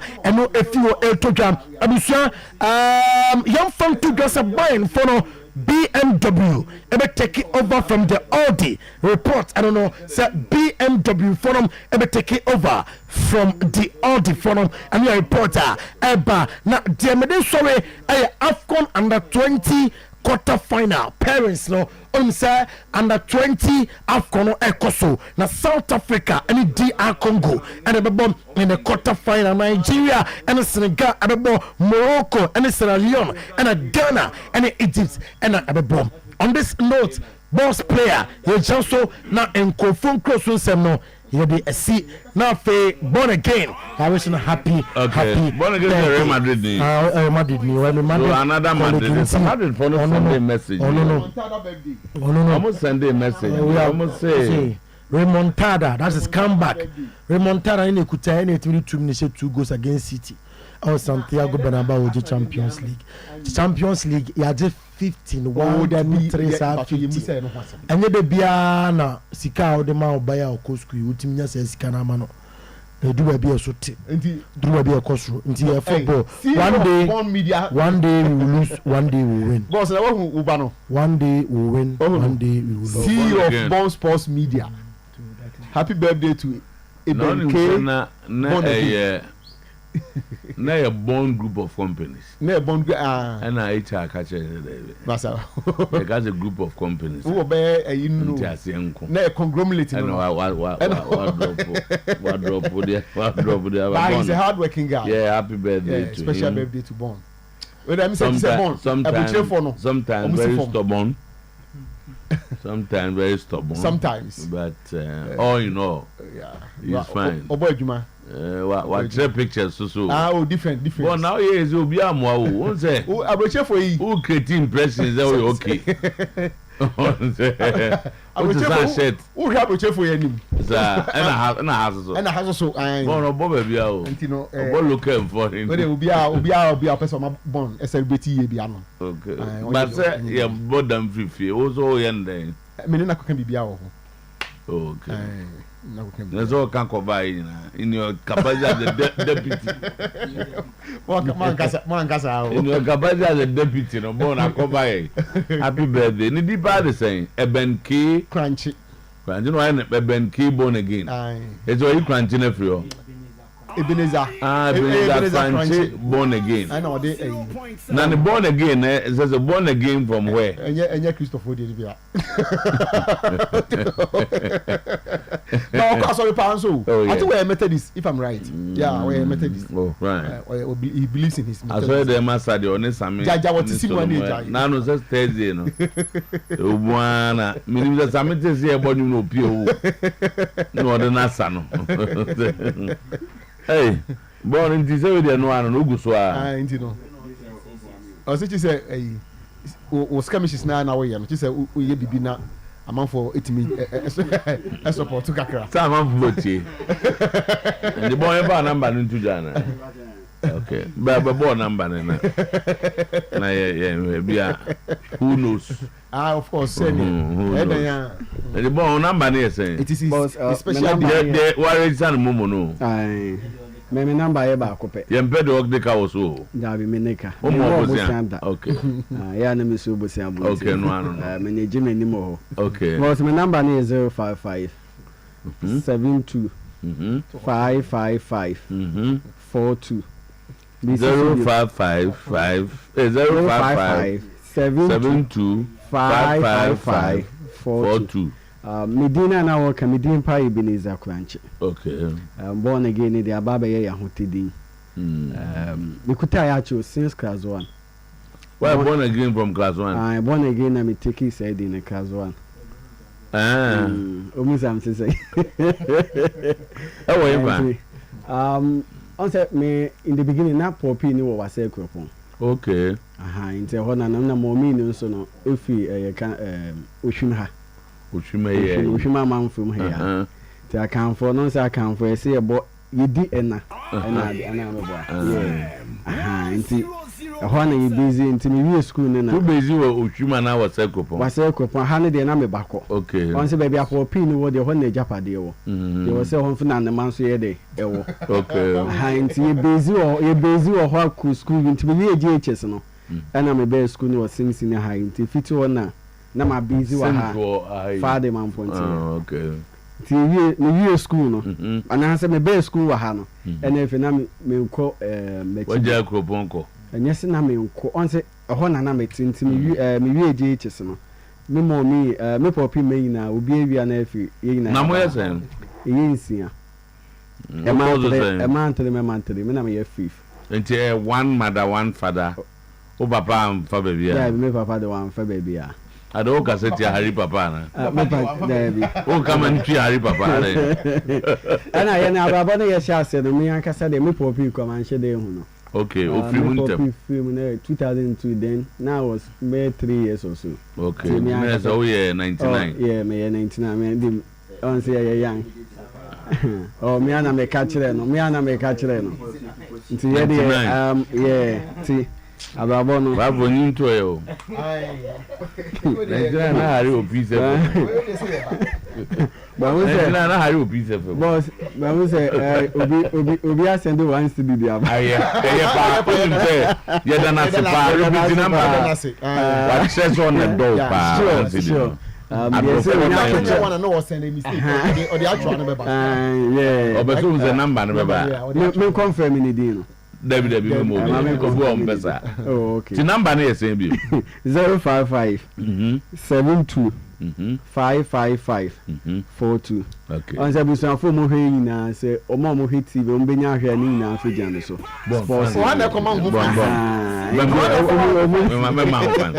We say na ya yesen mi nu bia mani no. Me ma ho fan. Alex on ye mani no benya hwe ni nyina jan. Ba ya pombo e da. Oni ziwe mu nyina. Omo na go siwe. Wa ba no wa juro. O say out there no. Wa ba no wa juro. Ko fo wa target from. Mame mo mabu chief no mo me platform no so ya Sante Kotoko future no mame mo mabaso ena so special day me hu say wish is ahodo fi ho ba ya na me hu bibi say ya na like e mame so me hu say bomba nyen ko tikanu ma reach mo mo no messages na e ba na no open no chen we nye se me policy card ni nyina e ba ta ya na Bon, yeah, that's it. Ebenezer K born again. On the share engineer or said them were. Oh, yes, said me. I'm a chairman Fuzi. I'm chairman Fuzi. So Fuzi so on time see from Bossy for my name. Yeah. Okay, so by action game. Chairman David be here to me for. Say now no beside me say wahemi but opeso hu fi amewo. Na ka tell. Na me kan mu na kwache. Me ka tell no say me boa. Okay. Inti. Ba me mo na da so. No so say ya na the last time na ha na bezu bi nya 7 times. No kwe. Now no boss ba ko bi so US onu podo ka che me say anka me tu me mpodi a. Ka me hwe na me nwale sisi e. ɛwɔ abrabɔ no ware so anya hwe ɛno so yɛ ba me ka chen se Ghana anya means no dia ka je means ni no na ha system no so no obra panyi baba because 26 they over yeah 26 and chairs kenya ba de already do ba mu se baba me man no pay o dey your da ma dey your baba yan e la ni enko boss ni ba sha se ba na ye no mass na boss me kai se boss meet me for all the best why born I mean sir are nye kra born ko fi enye se kra born ko fi na BBC o ko na BBC o you eat baba you eat from house o ba no abesu na no ozi ese ko todie o betina hazo as edu o be say a responsibility and you get ko tell so ne ma top up me boss no aja aware of the top up boss no aja to top up boss no say edu de na me futu kaka aja aware of top up no oh boss top up what about money oh boss okay babo data I like that kid to swab Zach don't so social media person I don't pense me say you na kanjin for was ya omo body huru kama kanjin dey so papa yeah oh yeah kanjin dey so papa ti uye program ya film puno kese say mo ma kanjin enu ka say o ma nansen galamse na say nsu no yare nko a kanjin de galamse de yare aba yare nko a ba kanjin de nam sala ho kanjin de tama eye nsuo enso so esayare sa pepepe ti kanjin de nko say o ma kese obia mpe kanjin obia o nambia but my correction be thank you say for your information. Real Madrid have already won the European Super Cup and then the Club World Cup this season. Arsenal for money am trophyless am Madrid. Edi nana ba we can Edi am say one so Madrid. Yeah. This is me chow, me dance. Why? Me me chow because yeah, ka be ko trophyless o. Na re answer. You bet 2 and 1 out na. The Club World Cup. Be queen di fatana kono. But the some we kings of Europe. Onya club to so ya. Na the can flick na phrase. O de Madrid that and the send you say the model the winning cup Luis Enrique Papa any la na be na oh okay wo kronom anti aja wa na me adma ochina na ne fa na adua no ye na ochina adua me ensa na wo kronom ba we ne ka ba ko ne enim ma fa odi ono ono anya na do me yama aswe ya so do jana o yensie wa ano be so ye mai mu so e koso swame ya Bradman hen ko Kwajiman Mr. Kwajiman Mike Palestra our own Mike and the brother Penina anti ye koso ame ano no ye wi a ye de no Bradman akonu krum so akopɛ baby amanada baby amanada nti sanity na me pe kro no ma hu but se ade so ame ne ekɔ ayi so aba Mike abada ne nua so ti so free Manchester aba and just sisters no Gladys entry Manuel entry be fine but tama ye ko enti no Kati Okeku and Kofi Adams besiege, implore and entreat and demand justice from the Ghana police to find police killer. They say the loss of Pole is painful. Football is a game of passion, not to lead to the death of people. The killer must be punished. Enti tama honorable minister ene eye your friend saying every president every president there on the way there say ononim say na you know mama na CID you know director general yeah me so no na ye adwuma bomu a okọ ye on a tray outside the ceremony okay yeah me kai pa so na so obinya briefing that from the woman yeah yeah kase kai president kase ka okay o my update say be edru be say ni say nanka I inspire bit of confidence exactly he's still asking the police to step in into Tama and also so and the grounds is fertile, is good. If we get fair officiating, we will win the FA Cup for Nana Pinkra. Kotoko ways and means team promises. The Tama Oma Akwatakwaba na Ochana Panombesa Ako, but team will be 12 years. One money ways and means. Ya no mpese dum di beto boy. No ma sati ka say there because me can make us obi ankan we wana okay. Oh, me no me. Eje hwan mu a nipa eni momo modin. Uni momo bi kra ta ba ha be ni be be adwuma. E bi so ya won for. You know them. Now why if they one headline or they once they hit the headlines. So when say your own suffragette fee is a member of the Ways and Means team. No go to America whether with him. Time I fa be awo omo ye contribution no mo dia so no mo dia kwakoye. No no. Oh yes. Say ebi ho na bi akoba say some ko bom paye ne sa no ni nyina eka hom. So hom. Nti mpaye so uba wo ye atiase wo yisra ha ne ye keka. Nti tama ochina de omo kotoko ne Chelsea match no. Ya de a emu eti be yi pa. Massive division hits Kotoko IMC over who becomes the coach of Asante Kotoko. Some want the foreign coach, some want a local coach. Timer. Maswa Kunadu and Bodu. Some of Bodu's name has come up. Tin. And then you answer, then yasam kitwa. Meeting lasted long. Timer the end say supporters no a local coach. And I IMC phone be foreign coach. Then yeah IMC needs to swap. In fact, on crowd on mas on bodu akasa. Sisi no akasa and no me say. I only baby no. O kasa crowd. Say go dia pia na bring am. Na baby that's a massive division. It's any baby no mu na achero no. Because it's a 2-member MC. No, because you'll be coming to Ghana. Is it Tuesday or Monday? That is no, but wherever he is. No, I'm trying to. No, see, there was a meeting. Yeah. And then I said there was a meeting. Zoom. Minim the. I am the name. And now there were other people. There were other people. It wasn't IMC. It wasn't IMC. There were other people. But it was a management meeting, not IMC. Management. A nice way. Okay, then it was a. And the demand between the first meeting. It was the office for no akutomone. Management. Management. Safu Dukut was part of the meeting and so Safu Gonya MC member. But management or Kasama IMC.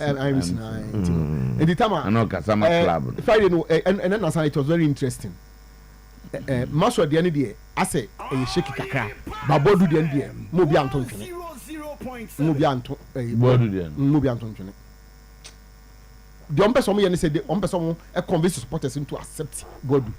So if they are able to do that, Tama don't rule out bodu for Kotoko, because almost can around I know that the division in Abano, because some things yem pekofa bronimra and some things ye pe local coach. Kotoko ni bodu bo match. Yeah, let's have this on Monday. It's okay, not fair.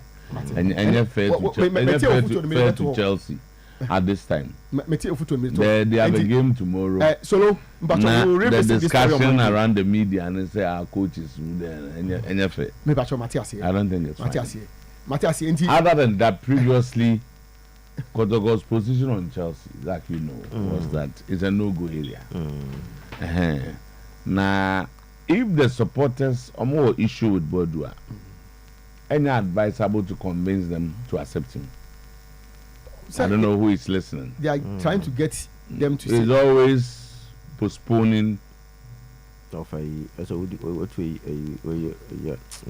accept anytime there's a drawn game. Anytime you see Sadia Namwa Ogum no. When even before your arrival, there's a section. You remember it happened to Duncan? Yes. Duncan did an ace. And you know, when you think that the rank and fat team no will be issue, men committed. As an Anton go for a giant go for no more Asemka. I said it. They say Obin and go for and try to bring them back again. You heard us say, what do you compare? I want to not be because as him see even indeed the supporters. See, a better supporters in a while. It is better. So as some makers say, okay, now, anybody do a Simbia cry, I say, the Acheampong Fanamra. Say, no, time I know Sinanka, as I will be near you. So I'm saying that all airliners suggest to say, sir, management will want to rather convince the supporters. Yes. And I'm saying that is dangerous. And yes, sir, one statement from him. And on the board who says very opinionated. Very much. The best will come back. And they say, oh, people, you good Janon sooner say, oh, fan back. So if it's coming from the supporters, fine. At a point, the supporters know every part of the meeting, but no more dear. Opposition purely about local coach. Almost say on local coach. And that was the position of the supporters. Okay. Francis appears to be very, very difficult for the supporters to be convinced to accept Kunsi as a coach.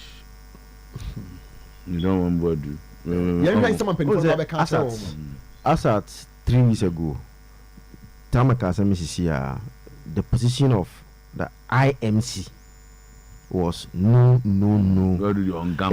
I'm surprised. About for sometimes because as at 2 weeks ago, when the Zito issue came up.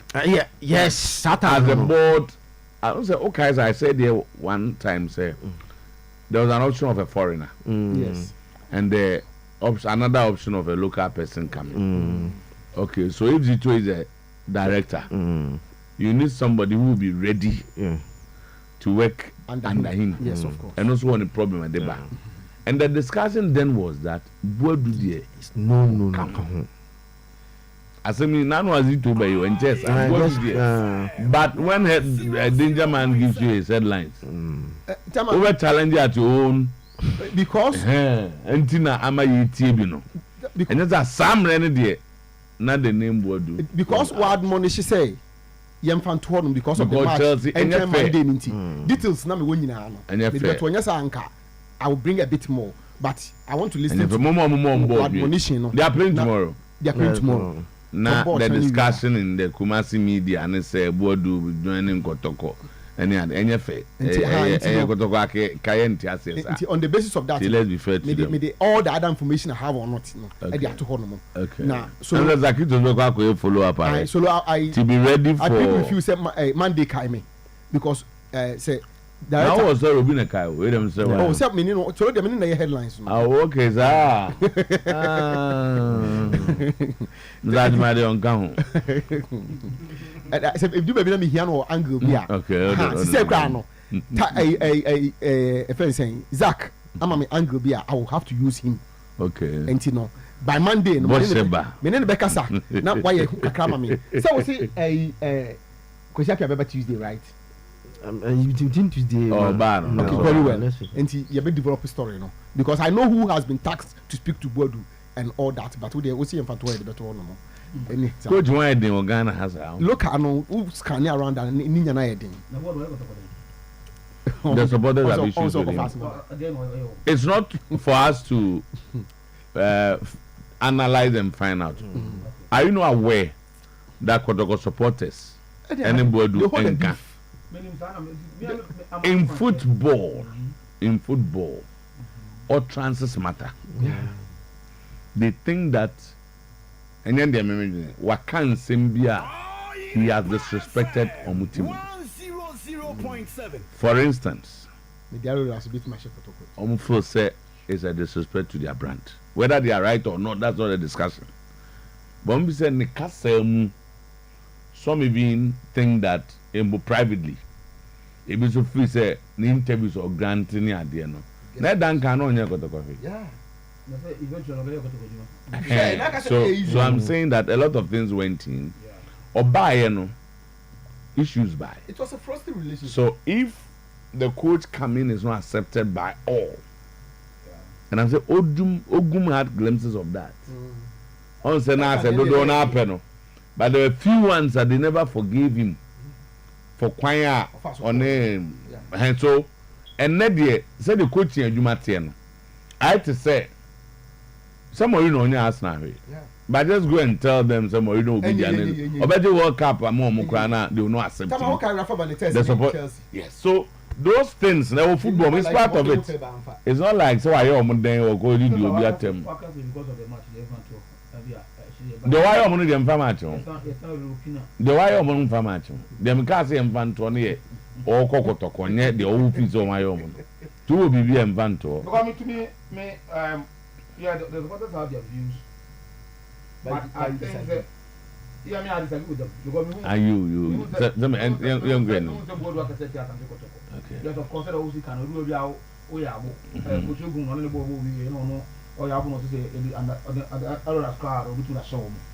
And supported to be free and yet, friends say, comment to move it or run it, fine.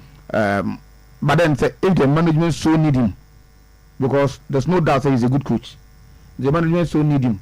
That's what wow going forward that they can make that move. Well, Rafael Benitez eventually you want to. That's why you need to do a lot of consultation with the supporters and try to convince them why you think Obia Obitimi Abua. And you know, yes, it's not better because you need to convince a section of people. That's right. So maybe that you know. I may call for that cassette. So convince you, man. Be careful because be a marriage of convenience. Insofar as he keeps winning, as him of course. But I don't about draw back. Down 1-7 Sana na no kotena also be to my see. And yeah, advisable to even go there. You see, sometimes time emulate me healing your mouth. No, yes. Yeah. And I do cry minim sebe kotokone one comment. That could be no kotoko there, you know, it's a big club. I mean, if you're a coach, so when you're kotoko coach, a bit so I call say and not have him to world do. Tell me because also we're a crowd puller. One of the things that they are looking at, we're a crowd puller, and they believe when you're that kind of charismatic coaches now. There's another twist, Kras. Amza will be doing his Lances A very soon.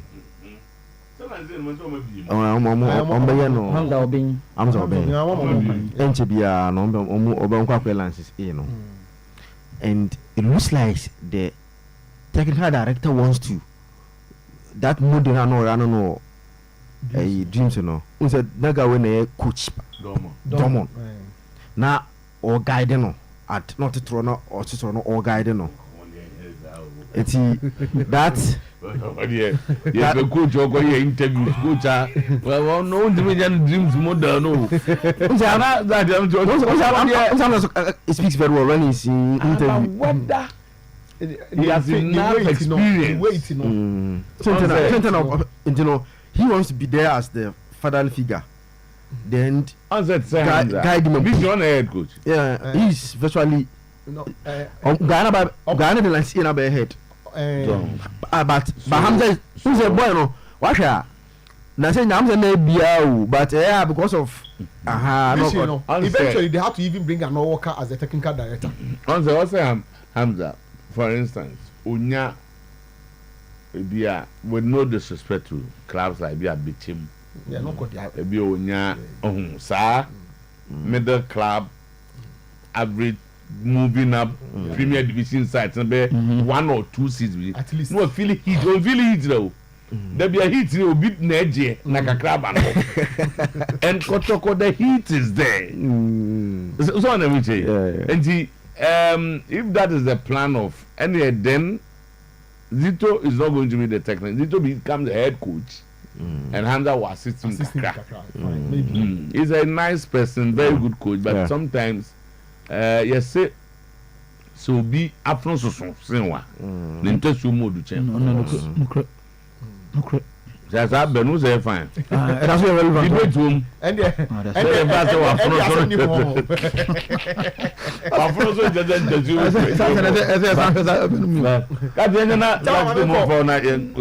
Whatever reject technical director role at House of Folk to pave way for Maswell to become the head coach. Maswell no ko as an akochoko. There seems to be a scramble for Maswell's signature between Kotoko and House of Folk. Yeah. Tama, last one in the number 2 team, mami. Born. Born, bra. You ready? Now, Tama, me pese we tie audio we. Now, we make a judgment for me. House of Folk supporters besiege, invade, protest, and overthrow CEO Delali Anku Adiami. House was attractive even when we didn't have money. Is this house? I want to confront no one on one. I was secretariat. Almost on resign. Almost on 3 days. I not see here. What kind of life is that? Anyway, we are. I mean, this protest you go to the board of peaceful protest still. But you go to the board of directors who are. Yeah. We are condemned. But Mama director and change some living patch. In some woman, yes, some ketwa. Defense man. Where they now know Shankasa. That's not fair. Also, on 3 days, one resign on mobile office work up again if you want to. I said, oh, can I catch an hour? Just the club has issued a statement. And so, who is that guy? So, Kosakino. Club and Ankasa to Fuku. No, issue a statement condemning the act. But this kind of. So, only the man is dangerous. Obi beti no obi awo asem foforo kora. Yeah. Otu officer anu apani pa for edi nachi.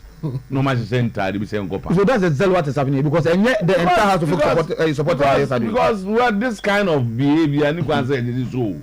And that we are hana. Omo tie program the protest about say ma enye plan government ba from you. What that's what we are encouraging. Protester, you go to the board, you go to the appointing authority. Now you are talking to them. There be na awesome moko katre omo.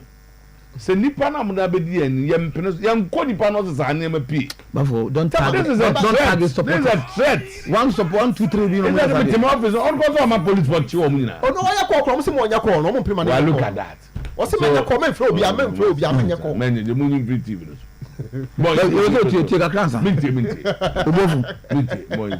Hey, now what charge you pay you? Na suba ben.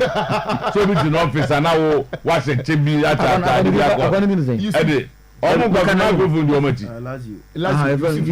Microphone di echo. Now omo prepare omo go. Say her statement no. Ese omo condemn omo say omo dey omo Buhari musu di wom. Harry mu ya hwan se president for no na ka say mo zakodi onye century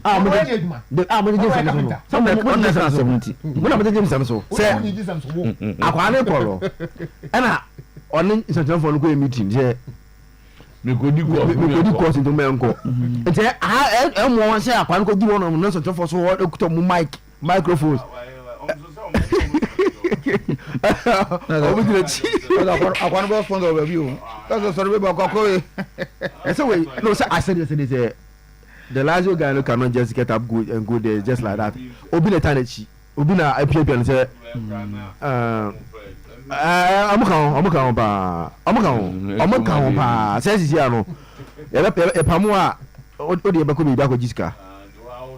Wow, sana kwa se ma fe de threatening no mintimi je jonti de munje mejuma na mo. Aha, nam nko. So, I'm sure possible pa. Possible kroba de. I say we are one tier ya wa to agui. The beat me see.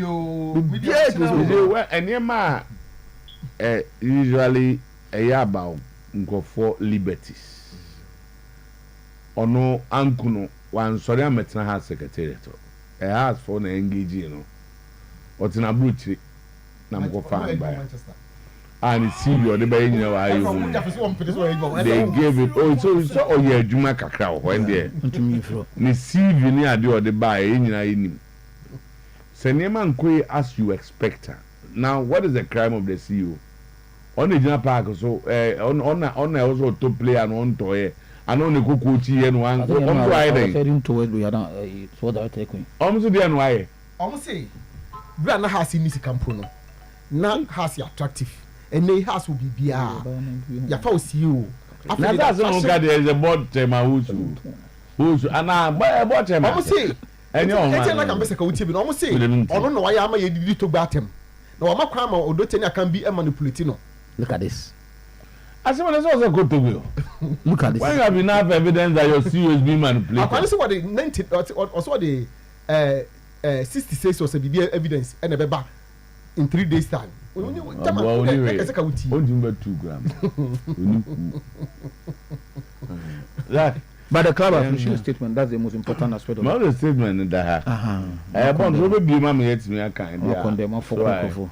So they see the way them say. Yeah, the bed, the new wedding. Them call a soft water. I want to say, me now. When you know about some has condemned fan violence. I want master. One pastor goes. The group verbally assaulted them. They verbally assaulted the MD. So the manager across the Sporting Club has expressed its utmost dissatisfaction at the conduct of a section of fans who turned a commercial center in the early hours of today, 9 May, to create chaos and violently prevent the managing director, Mr. Delali Anku Adiame, from conducting his daily activities. The group of fans was led by a known Azbuk fan, Lazio UC, and accompanied by some known media personalities, vehemently prevented our MD from gaining entry into his office after he had returned from the New commemorative event at Accra's Presidium. The group verbally assaulted. Now, Secretary of Security, the security for the Serie A, we that tight center. Commercial center, and any room go be office. And I didn't go for one. Yes, I did a show before they say. Who said, almost presented Kanama a Asareno? MD no uncle. He was not part of the presentation. Meanwhile, he was at the office. And on Mubusa said, Abayindi, a private person was presenting a card to your goalkeeper and your captain. When a coach in the bay, yeah. The MD's response is that a private occasion. That is why he did not attend. And it infuriated them. They got angry. Oh, Masaja. Nazaran. Coach, who else do you want? And go for you and it will be presented at the amount of player. Also good at it. He's the MD of the club and so, he's and managing director. This one is your captain also. Now the welfare officer of the club was done at the secretariat. And the coach was there. Or welfare officer of the club. He's the MD for Christ's sake. Should have graced the occasion. Obenya kwenya grace here, but we ask me the book charge. We ask me the boy charge BN. Charge be abasukrum BN. Okay. Nanka, go on the charging. Zach, yeah, very interesting. Go on the charging. Very, very interesting. Who's a nano pay? Maybe na Mishia Muhu be Oquano, but don't go for years now. Born again, the Fanny, but I don't know. Nenya Brewashas, Ashna Jessina. Nenya bre say oh no a design asna for trophy their mom. I'm saying why are you doing this? It's trouble who say teams be quite mobile fact. I'm saying born again. I don't know watch us we are bowling to second oh dear to 7 oh born new way akwana design Jesse in trophy no here say o design asna trophy on beji na afi asna Jesse the three o mo bre oh na say we say enye fine so enye fine asna no mani age you see there's one thing about Arsenal na mo that problem so mo den yana na manu an gas na mo den meaning what is with Arsenal everybody wants to be associated with Arsenal. So that's the point. Yeah, go be there can say. Now remember the John baby. There can there can say. La battery minimum go to be a this team that is second on the EPL. A team that has been in the semi-finals of the Champions League.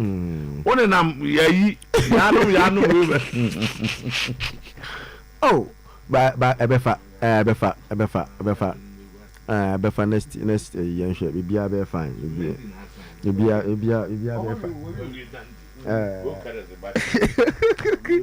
hey, who are the and that's next year them say omo buy first round na omo league na omo ko nti interesting weekend a lot of actions because of our monone the biggest one the El Clasico, which a lot of interest even because of how the La Liga table no it look like as at now.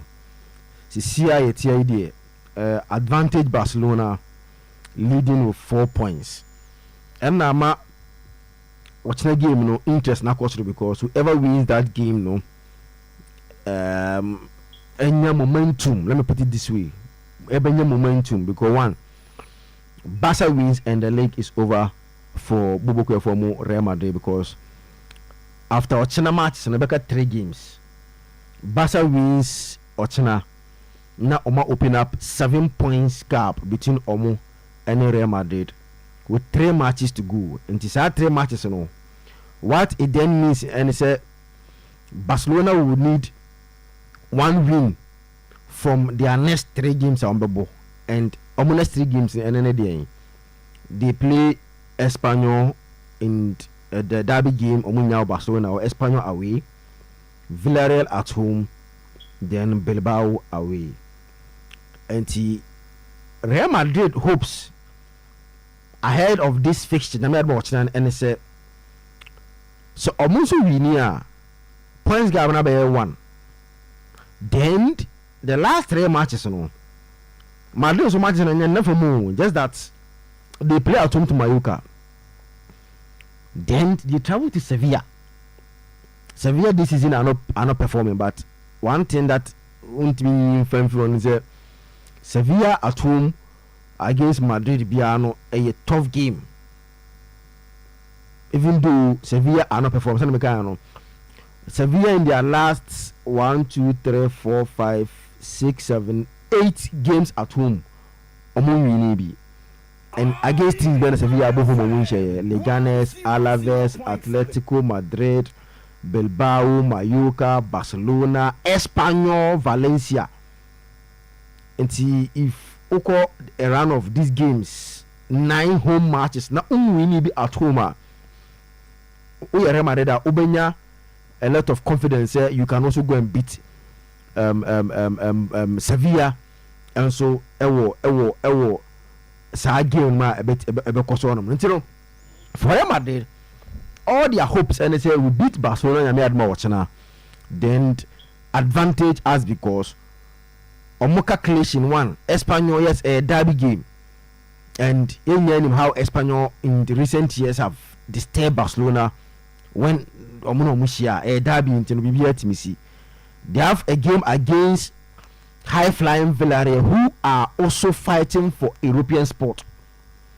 Currently Villarreal at the 5th on the league log, and Barca have a game against a Villarreal team that are vying for European sport. That is one. And Barca has also a game against Athletic Bilbao. If you look at the Barca fixtures, and Bilbao is actually away. Barca last 2 fixtures in the La Liga against teams are almost vying for European sport. Into this stage, you know, and a mobile game because they will play and played hard because they need to get a resource now on European sport.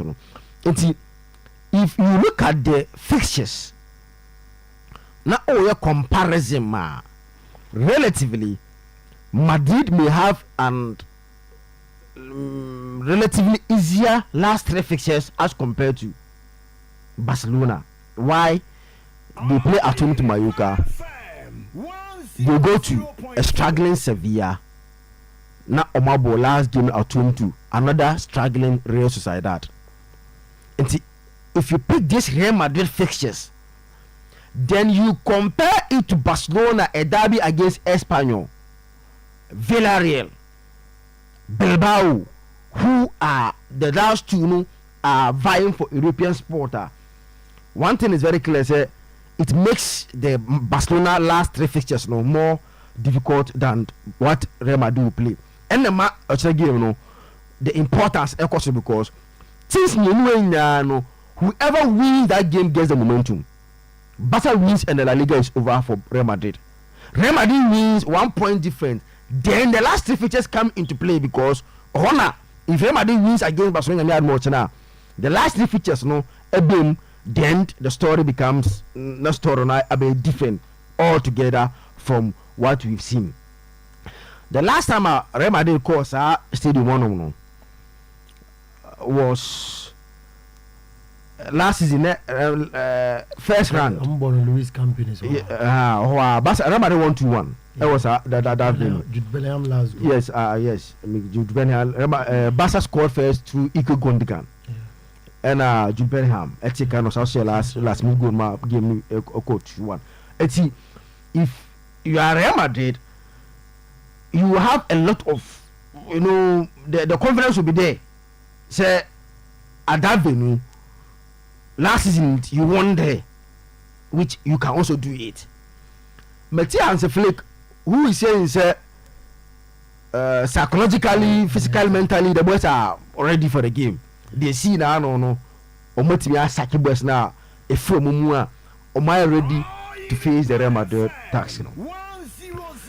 Now I was looking at the possible lineups now teams in the ball.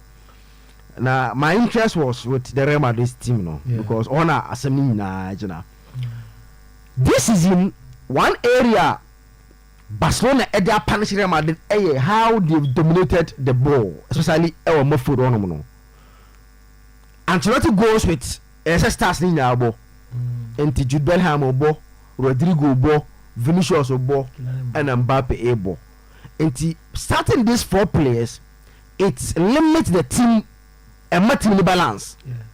Team that doesn't have physical strength when they are tackling. A team without the ball, Real Madrid team is 0.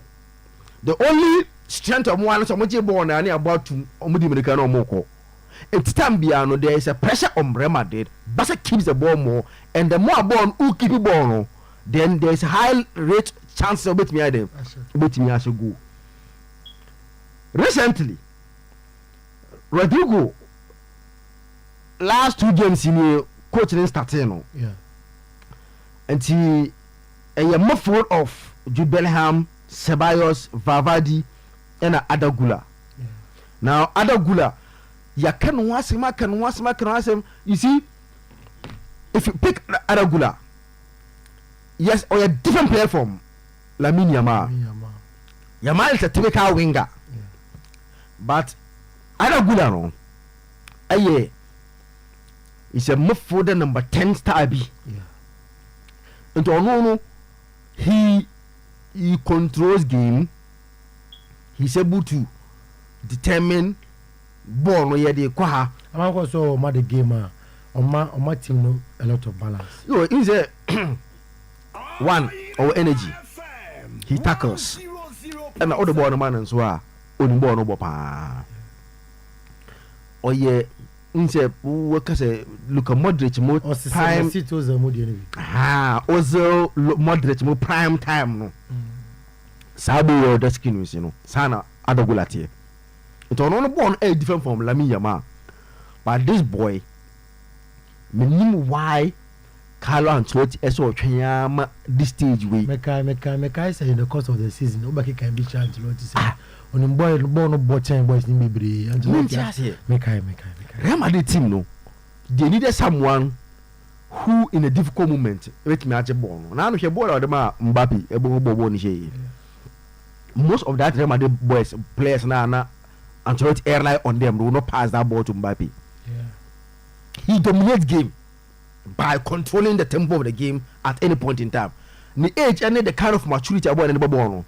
Just like how we talk about Lamine Yamal and how he's able to play. With Aragula, Vavadi, Ceballos, and Bellingham and Mumford, who controllers and players who are physically also strong. Vavadi, physically, he's very strong. Bellingham, yes, or physicality. It's also any ball, no Sasukuta. Ceballos is a very good control of the ball. Then Aragula Abakang. The problem Real Madrid are having now is the defense. Yes. And it looks like Vasquez and Benjamin Akunyabo because Obieno. Yeah, no. Obieno is a man bonus. Because against Rafinha, on mobile boys, Chouameni, Asensio, and Garcia. It's a chill problem. But with how he's setting up more further, then no jive Vinicius Mbappe to rotate among themselves. Any of these guys on a very good day can give Madrid defense no problem. At the Madrid defense, MP a player own movement. And to share against Inter Milan or Turam, he moves with them or a lot of strength. Kubasi ni Martinez, pesa kind of players now bet it yomu. It's Mbappe and Vinicius must. They have to use their asset. I am American very well on that day. And the passes must be because a lot of times Barca find a way to be setting offside trap. Vini Mbappe offside because at the timing of the passes and also contempt like the way they will need the passes. It's the midfield will be key. Dion, Pedri, Omo in the midfield three, Lamine Yamal, Rafinha, and we are telling Lewandowski will start because he's fully fit because now. Yes, until Omamana started. Senebeya also Babe good biashe no watch challenge. It's on paper there, you see. When you pick this team, now all companion na Barca want the problem. And then they say Madrid must capitalize on their weakness. I'm going to say I'm right back in left back in Enye. Gerard Martin and Bonne. Gerard Martin and Bochina. And Eric Garcia soon able as number 2. So if you have Eric Garcia, now Gerard Martina, are there Inter Milan at the punish Gerard Martin a year? They use Dumfries to run until the fusion to America. And Mbappe who runs, or Vinicius who can run. Eric Garcia be any time pa even in his prime time pa are there only be America too. On America too, he can run. Until when you are running with Eric Garcia, he is in trouble. I was a Vini and Mbappe. They have to capitalize on the weakness of Real Madrid and they are more right back and left back. If there will be a way out, a bit on right back and left back. As a be Real Madrid and so weakness, a bit Vasquez or no. Sana also a move full backs will be a weakness to their team. As a Real Madrid capitalize on it. Based on Baba DSC, now final game, don't just rule out Madrid because that game, the Biachre say now Obiafi say but they were able to at least even starting na you are problem work because na Mbappe free injury but one started but all substitutions nowadays Mbappe money other good bad game the game changed at least them they were able to play some have control in the second half score those goals at the moment extra time. That game was very different because that game not from any physical presence as DM was helping Madrid until say Rodrigo Coco Prime. But this time a certain Valverde never as a DM. Of which Valverde most Real Madrid games no unas or ball as DM. Now only Dennis Ceballos me no and ever bomb fin. Don't you think the problem with Real Madrid? Yes, we will be out free, but I here. The best way to play Barcelona is to also keep the ball. To share Inter team now. Omuni obi ate champion or attack gidi. Hakan Chahanoglu, Herek Mkhitaryan, and Barella. But the best way to frustrate that Barca Moford, they say also Jebona Kuta Bonibi. Because almost all the ball winners. But the man say they ran at you in numbers 2-3. Then o digidi no o match ball from him. And the Barca so only ball winner. But at the Barca at the tackle in defense and they say they use these guys no in numbers. Gidi don't match ball from him. And because they are able to hold the ball. Eti ball embedi wo bebre na what they are there. O they punish omo. Eti tino baba I think say baby agine. Yes, so many absences will be felt. Yeah. But I think that with Valverde, Ceballos, Bellingham and Adegula, Madrid should be able to also keep the ball. Yeah. And let Barca chase them. So we keep on chase baba. No, so they have problem called Omuni Obi also onim tackle a quack ball. And the game will be different, kakra. Based on what happened in the final game, you know. And now Mbappe starting, Adegula starting. I think Madrid will have control from the start. Yeah. That will be able to match Barcelona outside game. No. It's an open game. So you're fan based on this season. Games of Mabo Edia, Barca will start at favorite based on the results that Omonia this season. You know. But man discount. Man, you shouldn't take anything away from Real Madrid. Real Madrid, the Musa say, Enra Xabi Alonso. A press conference. It is over. Now we season on here Jumawo Liverpool Simbi one confirm is over Madrid. That's me. Do you think about my Juma? He's one of those coaches now. I will pay attention to details. Meaning the kind of system he's coming to play because all these years, he has played in the 3-back. He believes in allowing the wing backs. And say a woman the NBA also bought. On meaning say the point no anya defensive three-back. Aha ne dia no ne Amorin then Amorin of SAS in sporting time the wing backs moves very well and up number 10s so that's a number 10 for normal the same number 10 for to control the game no and already no anya defensive it mean whether or the Sahara by Madrid, but he's a manager who pays attention to details, and I think say at Real Madrid, he will succeed. Or sign film Real Madrid in film. Yeah, and the best one also here. Now, or the Trent Eba. And he say, "Oh, Mbappe no Vini." Not Trent Ejina one now. Trent is able to create from where he's standing. Right back on him. And he. They surely they improve the squad for him. I'm sure they will get some centre backs. Yeah, on Babaka team to improve. You know, he's a good manager based on he's a good manager. I think. Vincent Kompany and on a bunch in Gladbach climax of the trophy. Do you think say Adriana Wayne deserve it? So back to us or Bayern for say you're happy with Vincent Kompany, especially with the job that Bundesliga no.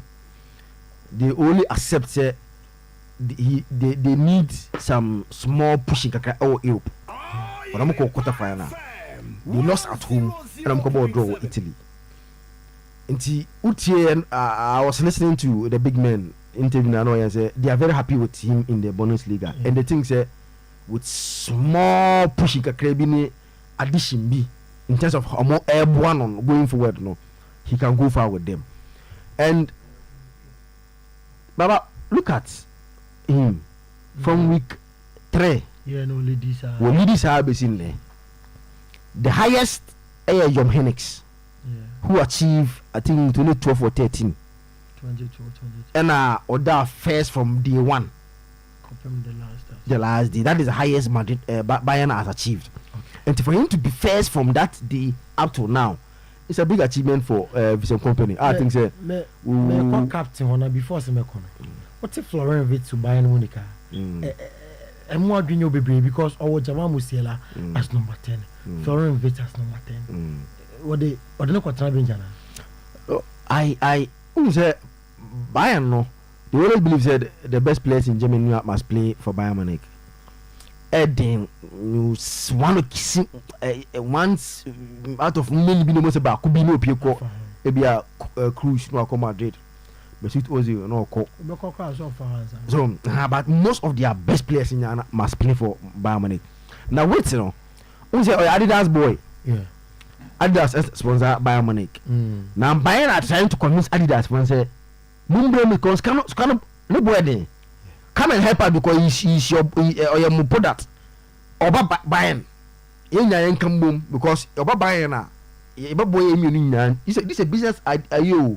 We be na Kroma say on what class I know say from reason no Adidas a sponsor. I'm not a sponsor boy no. Adidas a sponsor Bayern Munich.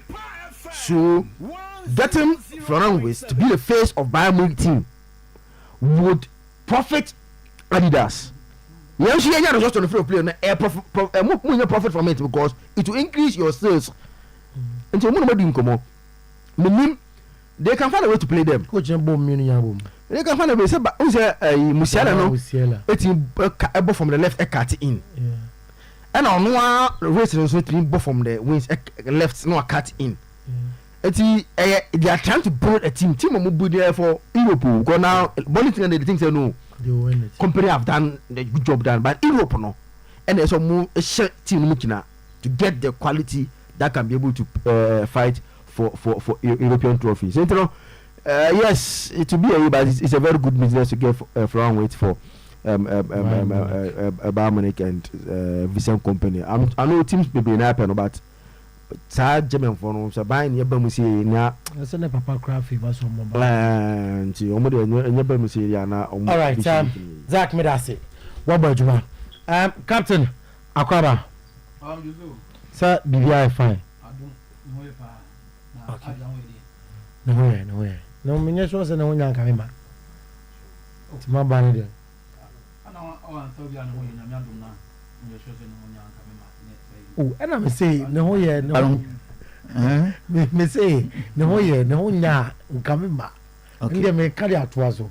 Okay. No more sorry, na say wife you nya, we no better. Nya order. And no crap. Yentum ten FA Cup over the weekend, and ne. Slide, rumoma. Ela dia dia ba na me hunim na ka se ka time one take me message.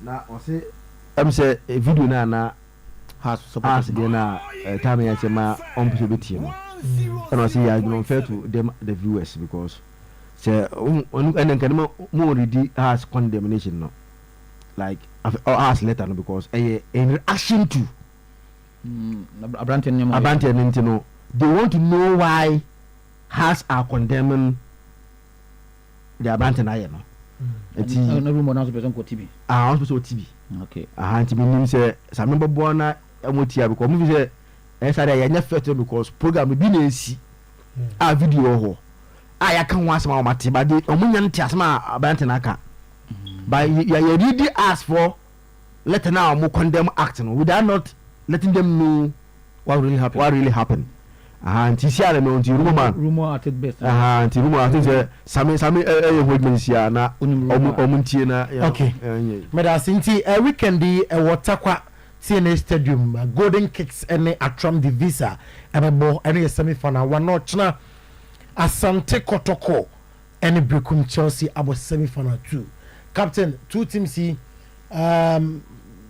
Golden Kicks atram divisa Kotoko Brekum Chelsea one more and a progress to the finals. Yeah, the two Division 1 clubs no try to replicate staff Wasida. Remember, at the point in time, I think in Nanya FC, Ebo FA Cup final, and they even went further to win it. And this year, you be produce another Division 1 club, no matter what, because two Division 1 clubs and Ebo ne. The be winning, proceed to the finals of the competition. And then we're going to Chelsea, they are not Abaso. I don't know. Some of us were thinking of say Acheampong division. No, I think with their name, you know, between the two teams, I think we are much more popular in terms of the Acheampong as a player, on involvement. It was the media attention, more, and some of the things that Omo Zakito was even talking about, say Omo prepared to go to Africa. But I mean, I'm not looking at the Africa no, because we've seen a lot of teams Omo are qualified, not so much FA Cup, Omo prepared to go to Africa. First of all, I'm thinking of the glory now surrounding the FA Cup. No? At least we coach now with Division 1, now FA Cup. Say also Udino a pop up. Say coach so and guide the Division 1 club. A ball against Asante Kotoko and Chelsea out to me a G. So it's a big moment. And also Udino ever out the Premier Division at the elite clubs no best started Apple or signature Amakuchomo. So that alone is a motivation for them. So I want to believe we say these two teams how working way to that top. And I learned say the opportunity of meeting a Premier League club or clubs. And I a packy a defeat along the way before getting here.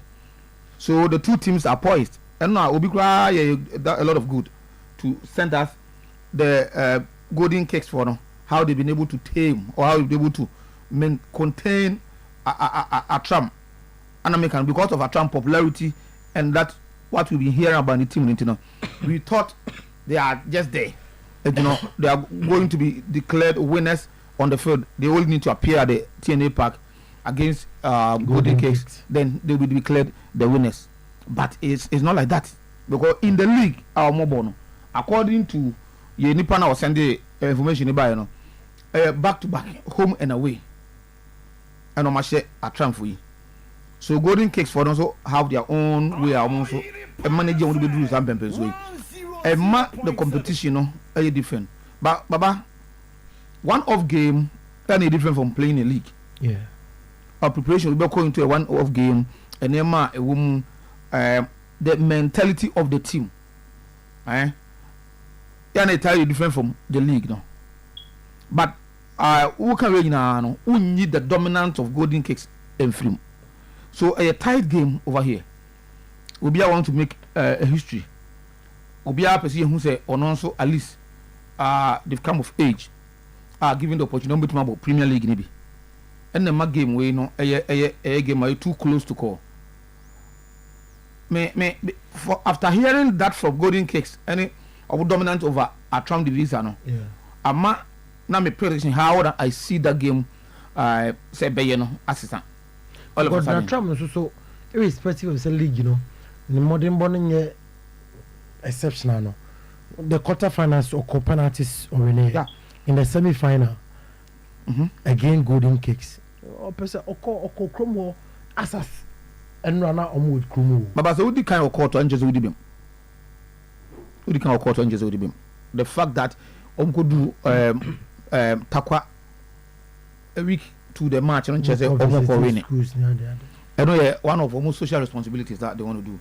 But sometimes it's a good omen ever. So Emma such a game not very difficult because when him the team will be here. Yeah, in the league there that I think Acheampong is doing well. Omo better position. Golden Cakes no, but Cakes ahead of them. Cakes are ahead of them. So it makes it so difficult. Cakes the 8th on the league log and Acheampong that 10th. So how is it? And the Emmanuel is so difficult. I will want to say that match no bit Mako into a penalty shootout. Now Omo decided the winner over there.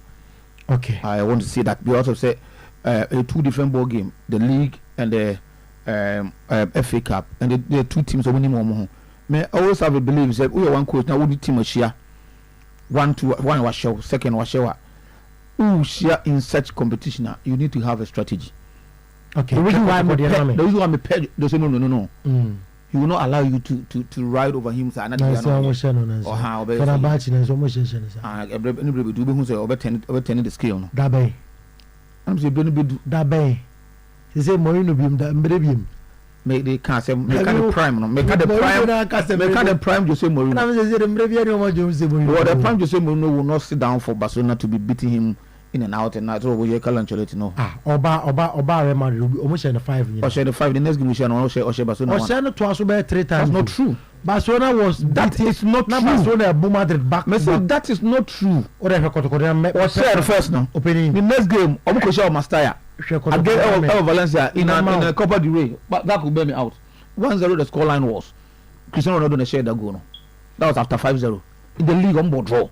At the back to back, don't go there. Mourinho, when he arrived at Madrid, the first game Barcelona was beating Madrid. First game 5-0. And yes, Messi first game was beating Madrid. They were beating Madrid. Babati, that time we also. Oh, Captain Semen. So we get to don't say Mourinho time or course now here for news. Now here for news. But at that time, no. First game 5-0. The second game was an FA Copa del Rey match. Fanas, Mastaya. Valencia for home 1-0 and I'm just no share Barca in the league on board draw. And about the first when Obama did no Barcelona share Madrid sir actually very open or be a shame young no share almost they check now because it to say he is envisaging a tough crash against Brooklyn Chelsea.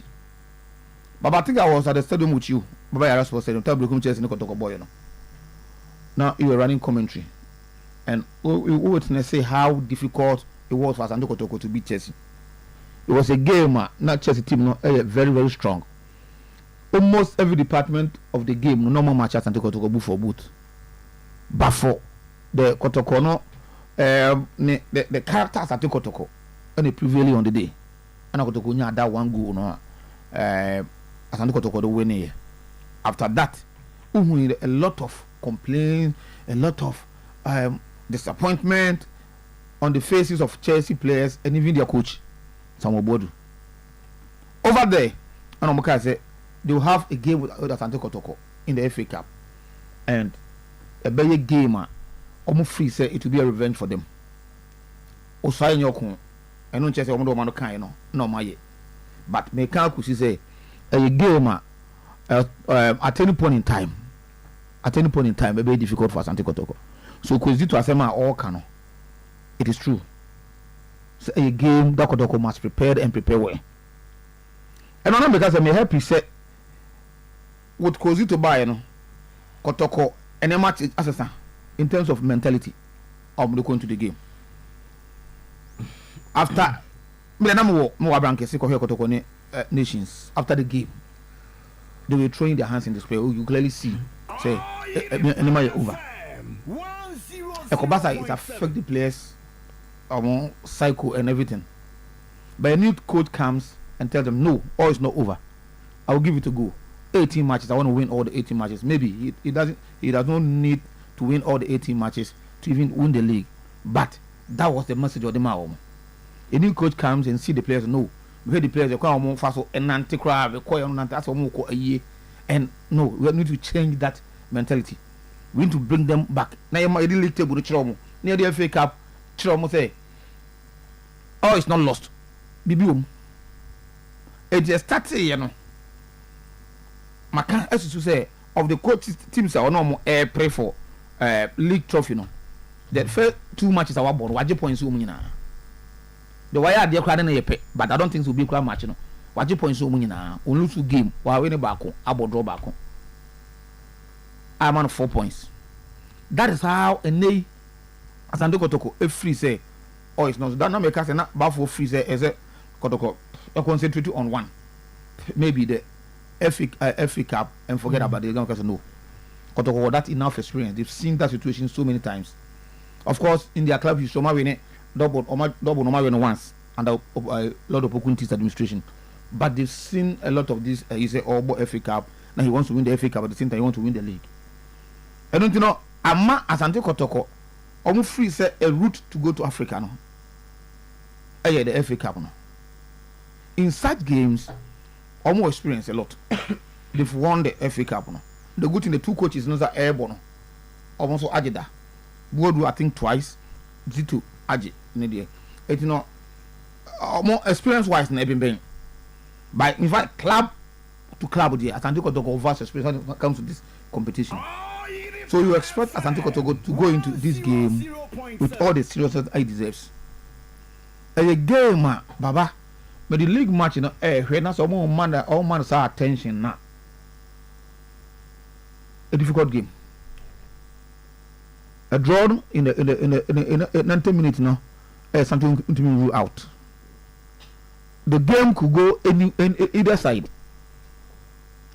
The move on Chelsea on that day, they say, almost up front, no, a bit non-existent. But from the defense to midfield, fantastic. Kotoko problem is that they have the men, the Kwame Pukus, the Amoys, and that stuff.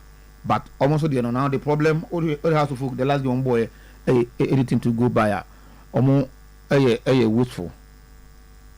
If ometi me concentrate ometi me I write that wrongs na see you akrana a narrow score line for Asante Kotoko will not be ruled out. But so Kotoko will qualify, golden kicks to qualify. Ice or they may say penalties.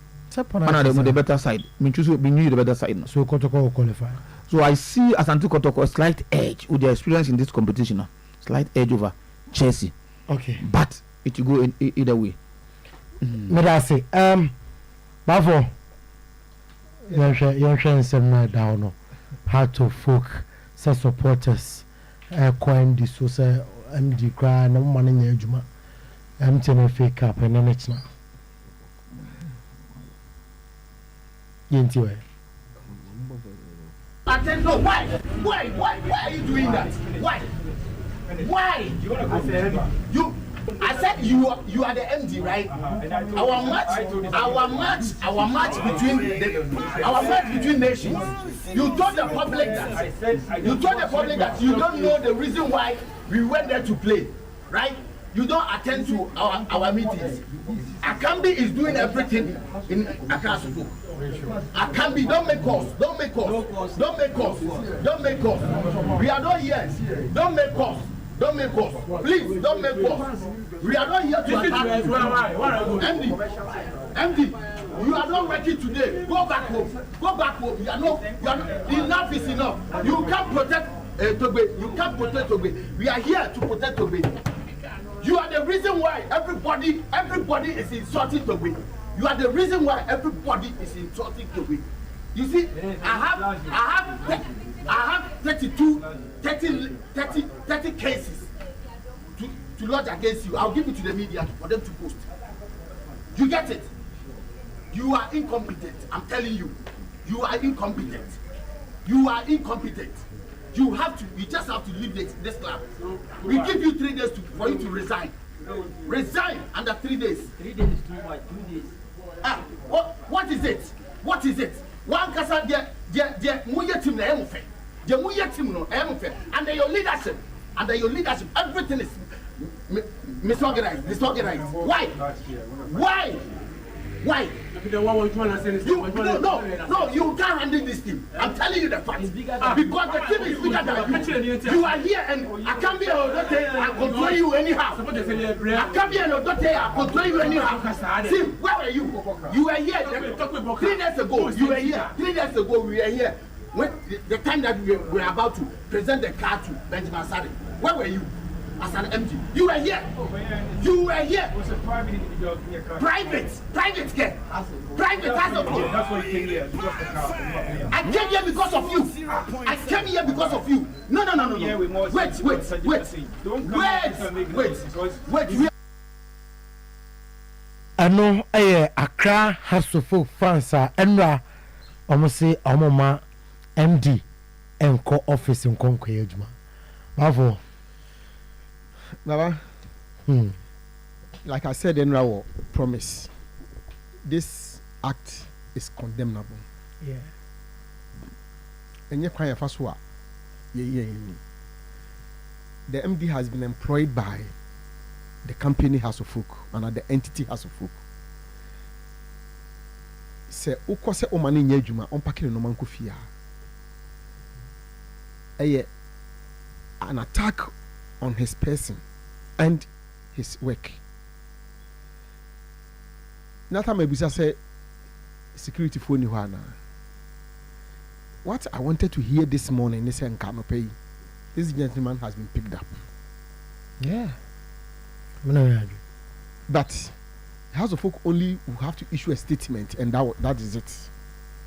And when Nama Zach Nomine or Momofo say there are some people behind it, no. One is gaining grounds. Recent times, act of vandalism, abaye one too many in House of Folk. No, America. Now saying and chair omo ye demonstration.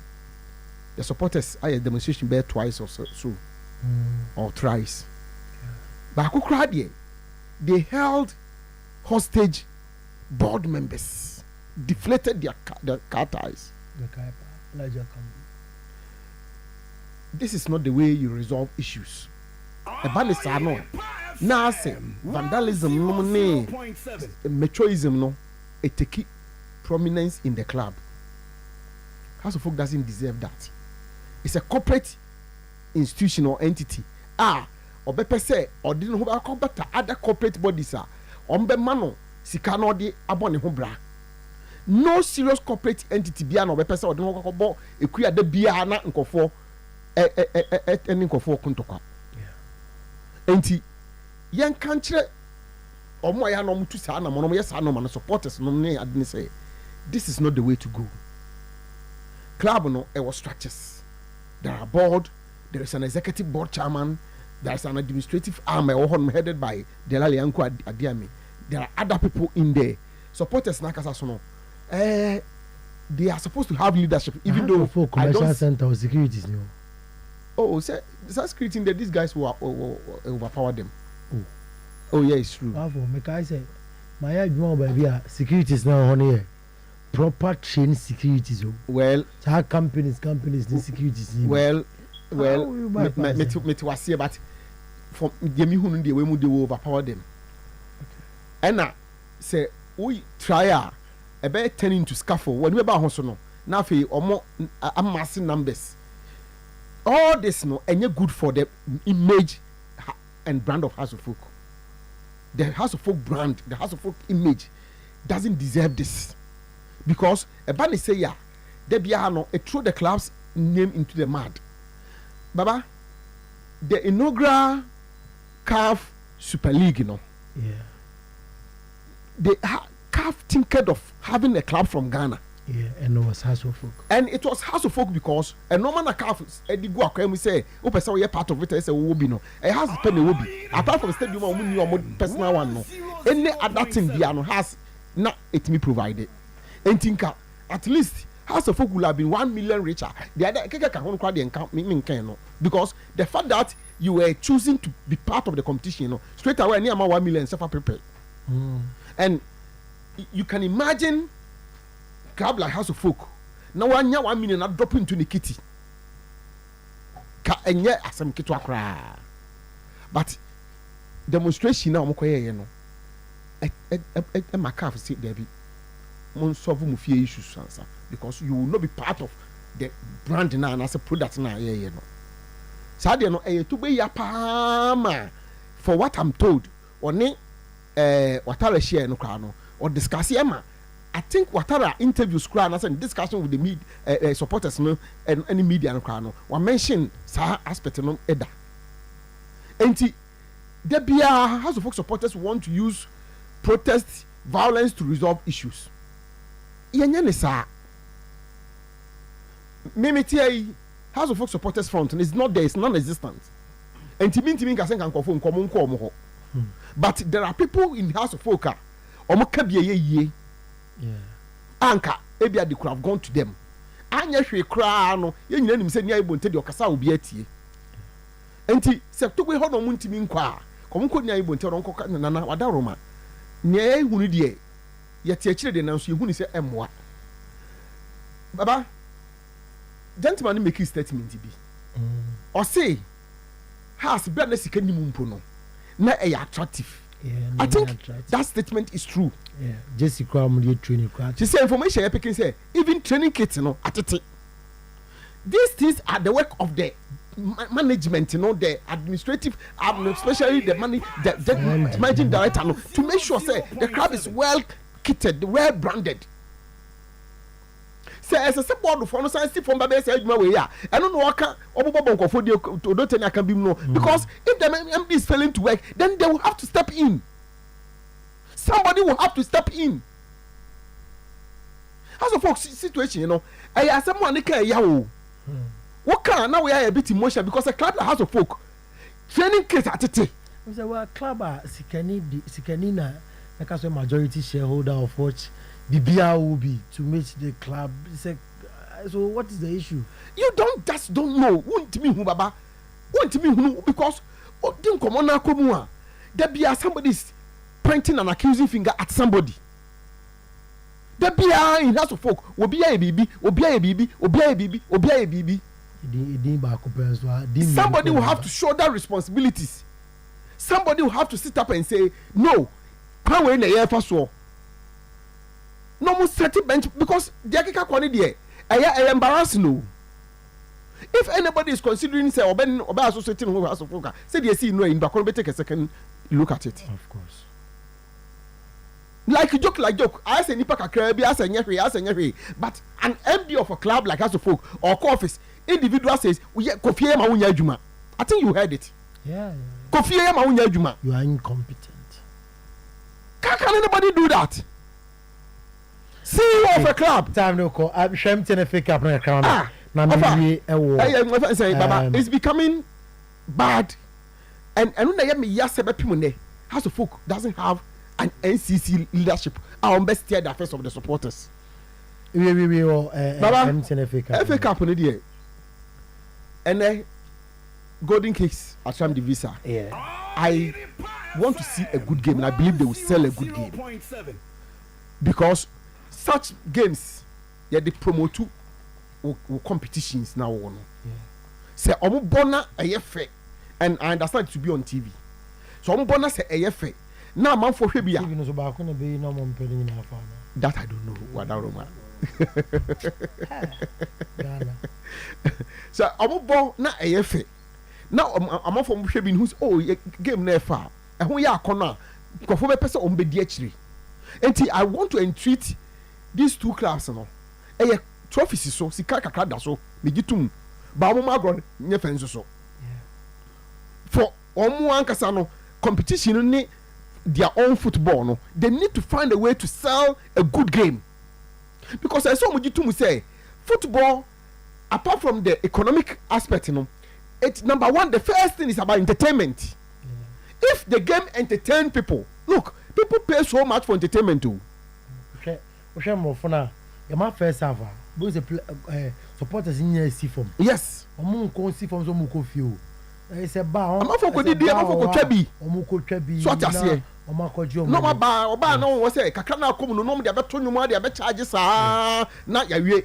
Just really stress. So and even players no mo gina park ne so a ambience na what stance ni mo no. Sometimes it encourage them, it charge them.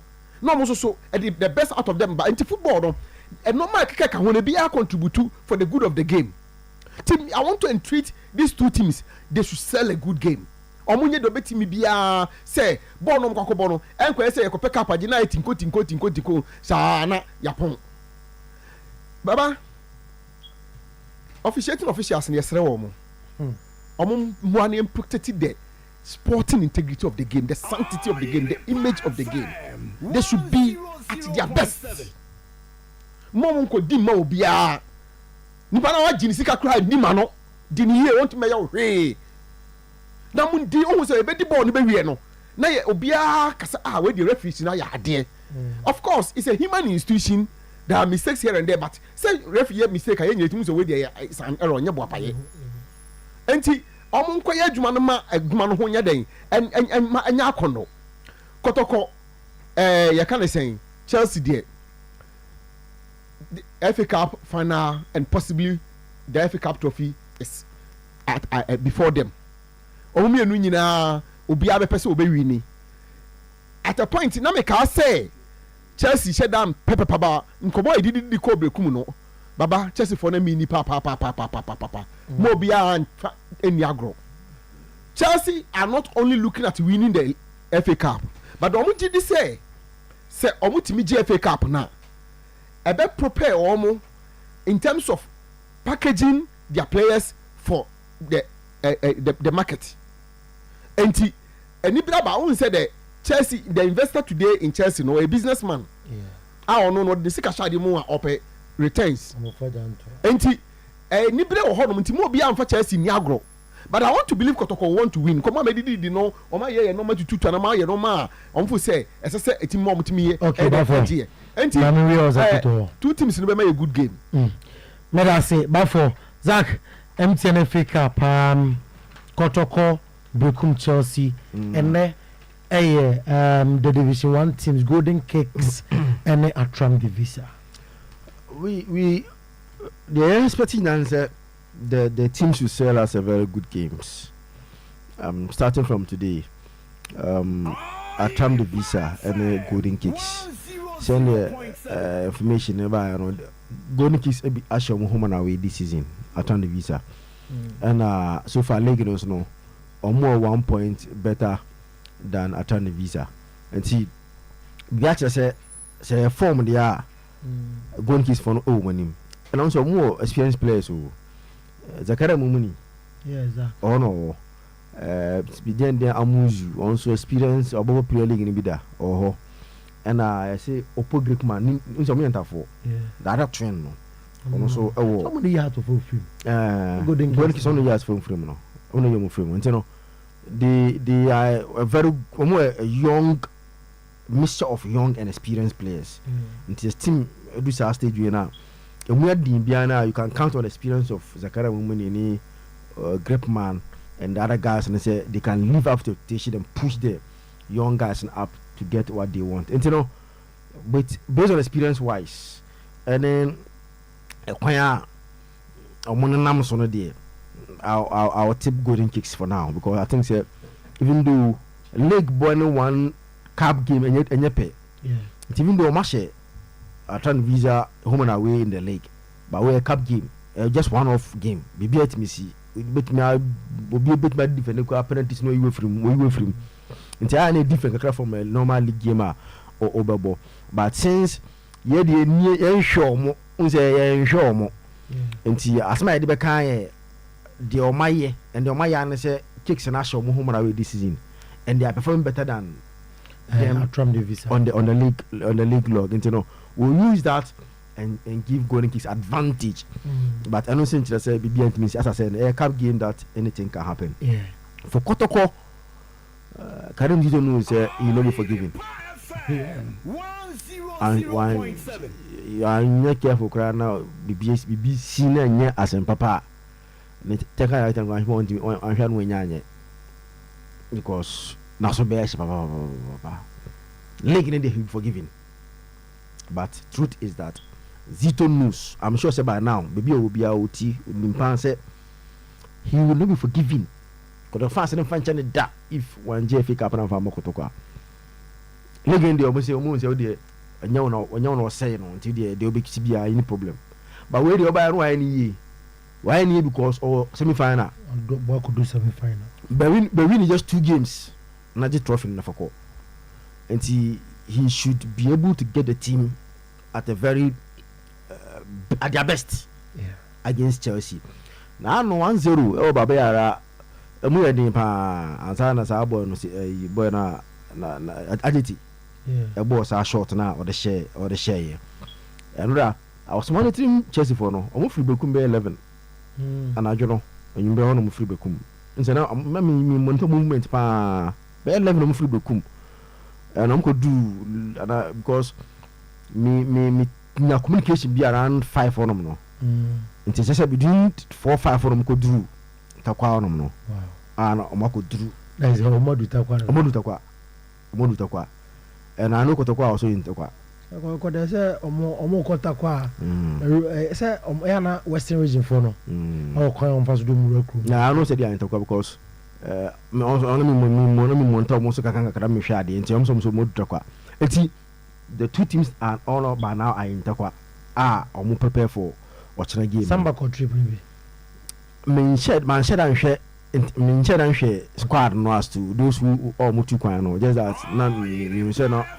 Town of Park in Yarmy for long, but margin and Shadow call specific submission players in and see based on what happened here. No, we got all focus on become Chelsea this season. Yeah, better because of 4 points from Chelsea this season in their 2 games that they have played. League levels or and take a game that but once again a cup game and see Zito sending a you can be also also for so getting the guys mentally and physically sound to play a win. The 2 players here, different players under Zito. No, Ansu is playing very well. No, Ansu is not. Ansu is not a bad player. Ansu is a very good guy. Babaya, yes, just sometimes I know Babaya can face and I feel one of them. I told you on Jaibo momentum. I told you what 10 years not acquired a while. Boys, what 10 come on. What 10 when I Esenka Okono. Chama. What are 10 Unyamo, la me yamamu. Maybe I know you. Oh, David. Hey, la me yama. What you 10 up a shooter ball. This she making a very good. La me yama, Oshensano. Well, against us, Bob, second half, Bobby. What 10 up on you? I think a ball neither a circle. Not as a 10 ball be a bitch. Like he's playing. In the last 2 games, Obo Pound, but me, perhaps just say this is making as a quick. Tell me, baby, I say jump on Munjan and Tem. So, I don't know, and my players find it difficult to tackle you. Let me, how can I say, me, the amount of technical funny as I did now, only when he will pass, anyway, you're better, and when he will shoot. But so you're predictable, so be able to say, over down, you are easily be able to take out of the game. So, okay, Zach, so, when I finals. No, I think based on paper, the any form there, Kotoko should be able to get the job done against Chelsea and qualify to the grand finale. But as bien mama who be say Ochna and I may was say Ochna ya ajawa final adua no. Okay. E chronom tie nya beko na yakoya final adua no. No in papa we are kind of awesome. Yes. Like me da say nti yenim komo yene Sat Herbal Center. Omuna the Satman capsules and Menso cap capsules about a Dr. Opoku Acheampong. Dog akwaba somewhere. Baba Isa na ko pando mboko na wo so nyame adom dog sima dua eda menu enemy there ntiwe and some pray fi Sat Herbal Center asieba yo Baba Isa me da se me den chia be ma watifo ene wahwefo nyina wona ene dai wanya bre ehwe esa etie dwumadie baby biara wo bia wo no we Sat Herbal Center asuye ena yede won aduru na yeka Sat Herbal Center de a enuro ahodo mienu ene yede aba adwaman so eduro na edikan no Satman capsules ena eduro a etoso mienu no meso capsules se ebia wo hwe TV a numbers no aba abiguso obetimi afre na ne atwetwe nkomo baby biara wo herbal shop anase pharmacy okọ mu a eyade a ubenya aduro ni bi ato mesrew sa aduro we no eyade a eye adwuma ankasa Satman capsules no eyade a eye adwuma ankasa we no eye obema a wanya mfie 18 years eko se wo ye bema o hweme anase wutie mi Ghana afana baby biara wo no eyade a ubowura shop a ubenya bi ato numbers ne gu TV no so obi ono mu ase o hwa obetimi afa phone na odi etwa baby eto maduro bi akwa afa kire se mete doctor enka me hwe doctor wo TV so o si wei eye eduro sa eduro wei no na me pe bi ato eye Satman capsules no na emema ewo hawo emema bebre awawe mu emema bebre relationship mu eya de a enkoyie ema wo mu enam se omo modern bo aye se omo bo ema enije ba wawe mu no bebre die no eya de a omo toto papa so we eya de a eya ema enije ema wawe mu ema enije ema relationship mu enti uye bema na utie me enano pei woyɛ bɛrima na wohwɛ me ɛna no pɛyi na wohu sɛ mmerɛyɛ bi agye nipadua no abɔ so woyɛ sɛ wode ɔbɛrima no ɛɛkɔ ɔbaa no ho pɛ ne ɛbi akya 30 seconds ho asiane anaso wobi onom koraa under 1 minute mesrɛ wo ɛyɛ aduro Sometymer capsules ɛyɛ ade a ɛbɛboa wo paa na da no nyinaa saa aduro wei yɛ a meka sɛ wonom anom to aso bosome ma me nom to aso bosome ɛyɛ anɔpa mmienu anwummerɛ mmienu sɛ wodidi wie a na wobɛnom ɛnam sɛ de wo a yɛsi ayɛ no ɛyɛ ade a ɛkɔ nipadua no mu ɛkɔboa ayi baabi a de mmerɛyɛ no ɛba obi ɔnom anani ntiri no mu koraa na ɛsisi ntimi ma mogya no ndi afurisa no yie sɛ wonya aduro yi na anom to aso ma me a ɛyɛ ade a ɛbɛboa wo yie paa yɛ namba no ɛyɛ 0593 37 65 66 0593 37 65 66 Mr. Saa namba na asa yɛ WhatsApp enti wo how bia anase baabi biara a wo no wobetimi ene ya chat on WhatsApp ne ya kyerɛ baabi a okɔ eduro okɔ shop a wobenya bi ato sɛ woyɛ bɛrima na wo so de ne ɛyɛ sisi yare ɛna agye wo aboso obi onum ani sisi na hoɔden nim adwuma a wɔyɛ bibibia wɔyɛ obi onum koraa na onya accident bi anase ɔtehwe prae ama ahoɔden na ɛwɔ sisi nim no ne nyinaa no akɔfom ɛyade a ɛna no pɛ me kanfo aduro Sometymer capsules ɛde ama wo sisi yare na agye wo aboso ahoɔden ne ne sisi ne mu mmerɛyɛ na aba nipadua ne mu na ɛyade a unom Sometymer capsules ɛtoa so a ɛbɛboa wo obema bebre honmo no so doctor me de ne de eye me call hospital na se me call ye lab no se me prostate ho na aka se ba se o prostate ho na aka na se ye ka se wonya prostate enlargement o prostate na ye kese o prostate na ho no e ma odwunso sem ne nkoyie wo de ne da bia odwunso won se ebia kam ana se odwunso a age se o chem odwunso wie na onya eyaw kakra bi wo obema mu Jonso de wa ukodunso ya cha 5 minutes time no na o say kodunso bie ma mesrew eye eduro Sometymer capsules onom eboa wasiesie o mema ma hoden no akoyie no na esa eboa abo prostate no ho ban enti se uye bema na onum Sometymer capsules a enya de a usa akwa prostate eduro bia biem we no eye 2 in 1 eboa wo esiesie wo ma o bema na hoden na ba agina mu yie boa wa ma prostate nanya ahoɔdene na ɛsɛ boa atu sisiyare na agyew ama wa ahoɔden ne sisiye ne nyinaa no entimi nya adwuma yie no boa watu ne nyinaa se afiri hɔnom entu yɛ bɛma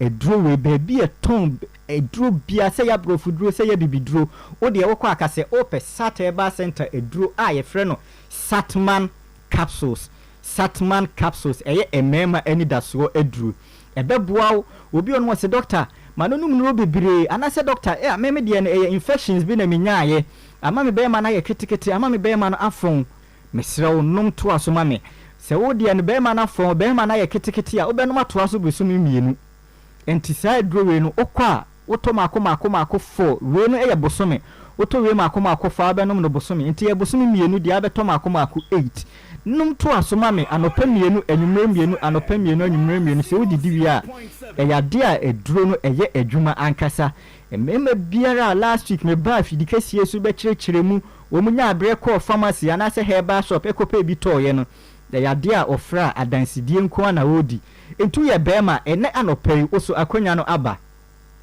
eduro no ɛyɛ Sometymer capsules emema ani daso eduro se Facebook nso na wo hwɛ me ana all other social media platforms na wo hwɛ me a Sometymer capsules no ɛyade a shop bi ebe ho ba biara wo bia no okɔ a wobenya bi ato se wo kumase na wo hwɛ me ana se utie mi a okɔ Fred Mens wobenya bi ato Fred Mens e ba de agidi pa Misty Herbal so wobenya bi ato na Colenac ewo Ashtown wona ewo airport runabout ni nya na se buokrom Kenya asini nyina no nso mobekɔ onyame wotumi Herbal ewo airport runabout twetwa kwan mu a okɔ a Rockman Quarten ɛyade a Quarten wo honum se opedudu atu pe baako aton so a airport runabout ubenya bi ato wo enkran na o hweme nso a ɛyɛ Nana Boache Herbal o kanshi Draglin anase Dromo Herbal no wo Medina Race Junction ɛyade a ɛhɔ nso no ubenya bi ato enkokofo ni nyina bɛkɔ anti akobam ɛyade a wokɔ hɔ no ma enkokɔ ubenya bi ato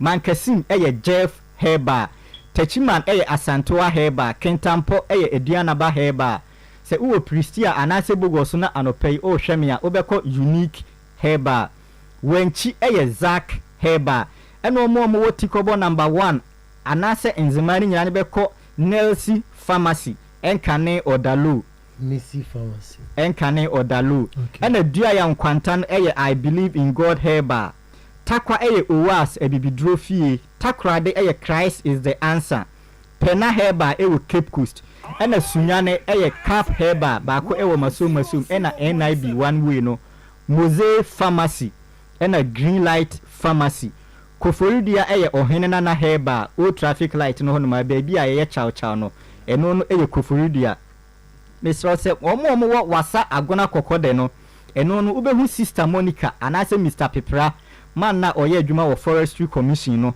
ebia wo agona camp in Suta Bledi anase esunam na man nan na eno nso ni nyina no okọ uhu Sister Monica ubenya bi ato Mr. Pepra no nso no omo che krom amoda adase ni nyina na anase bonsai no ni nyina no nso ade a Mr. Pepra uhu na mo amowo agona wasa kokode ni nyina no ade a mu benya bi ato Satman capsules ne de ya to apeti ba bi biara wo bia no de ne se obefa ye numbers no na wa frɛ Dr. Mihal ni eduro sei na mento me kwa mento bottle makoma akosei anase krowe so na mewo shop be na mekwa menya bi ato enti mema duro Satman capsules we ena ye bone mrane mema ani daso eduro na ye Satman capsules ne de be adwaso no ye sade emade a ye frɛ no meso capsules aba na sa meso capsules no de a eboa ema esiesie ema we ema enigye ema confidence ema bebre die no se omumuja anase bosomi bia no menses na se ba no emayi obi no was doctor me de ne ba 14 days anase 2 weeks bia me de ne ba obi no was doctor me de ne se minya ne January no ebesim ne the month of May enya de a me menses na ababiem doctor makotwa scan makoye lab mu hwehwemu nyina so yese how bia ni honom Mr. Oyerepa na menstrual issues ene wo so a nom ema edru a ye frɛ no meso capsules free Sometymer center ya so ye a ye de aba no Mr. Oyerepa bi oba bi wonom so a se ensuo bi na gugu doctor ensuo na gugu me na nka wo mu me no me dofo hia enka na eba na eni enye enika kra ebon eyinka mase akeka me matitima sesa Mr. ni nyina no so ye meso capsules oba no meso capsules mame num na ensiesie num na enyi how bia free honom oba bi won mo se doctor mi ni mi kuna ware enfie mienu enfie miensa enfie num eyade a mi panyin sen bia na wo de ne ye hormonal imbalance obunso na yese eboa na etimi ma wotukosua a ye fertile na ekosia be ma no sperm no na kama nyinsen etimi ba no odie no ewo fom a no meso capsules ama na siesie na improve hormonal balance no said ye ebeye na ono ukunu ehia ono ohokani hia ni nyina no ebetimi akoyie we no ade a se waware a wo ye bema auto Satman capsules na oje ema edro meso capsules akwa ohokani a wone neti enti edro we na ye ebusua edro ye number na 0593 37 65 0593 37 65 Mr. Uwo kumasi na wo hwemi anase utimi a obekọ Fred Mens Misty Heba ena Kolenak onyame wotumi wo airport runabout akrafo ni nyina ne beko Okanshi drag lane na Naboache Heba Medina Dromo Heba Koforidia ohene na Heba nkokofo ni nyina ne beko Ante Akobam Sunyane Mose Pharmacy Cap Heba ena Green Light Pharmacy Cape Coast fo ni nyina ne Pena Heba Takrade Christ is the answer Takwa Owas ebibidro fie takwa fo ni nyina no Owas ebibidro fie ehonom na mobeko dua ya nkwanta I believe in God Heba wenchi Zack Heba Pristia ena bogoso unique Heba kentampo eduanaba Heba wo wenchi na se o hweme anase utiemi a eno no Zack tachima asantoa Heba ebenwi na se FM chen honom a Baptist kwan no so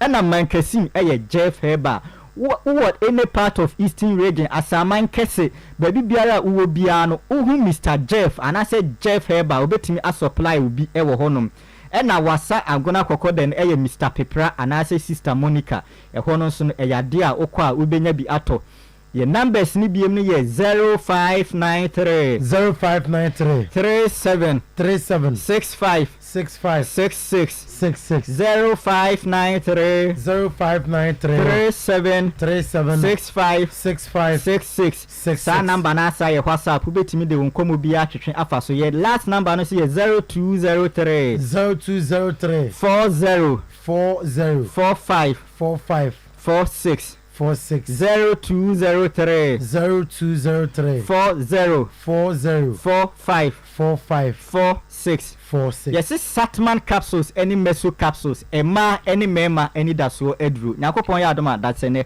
musa beti yenka. All right, it has sinti ebetra Sat Herba Center interview no so na ene weekend edition of today's sports yednina esiha yana timnina se nyakopon boa Monday yabeba na Frida Kenya yede atwaso ya crowd. Good morning.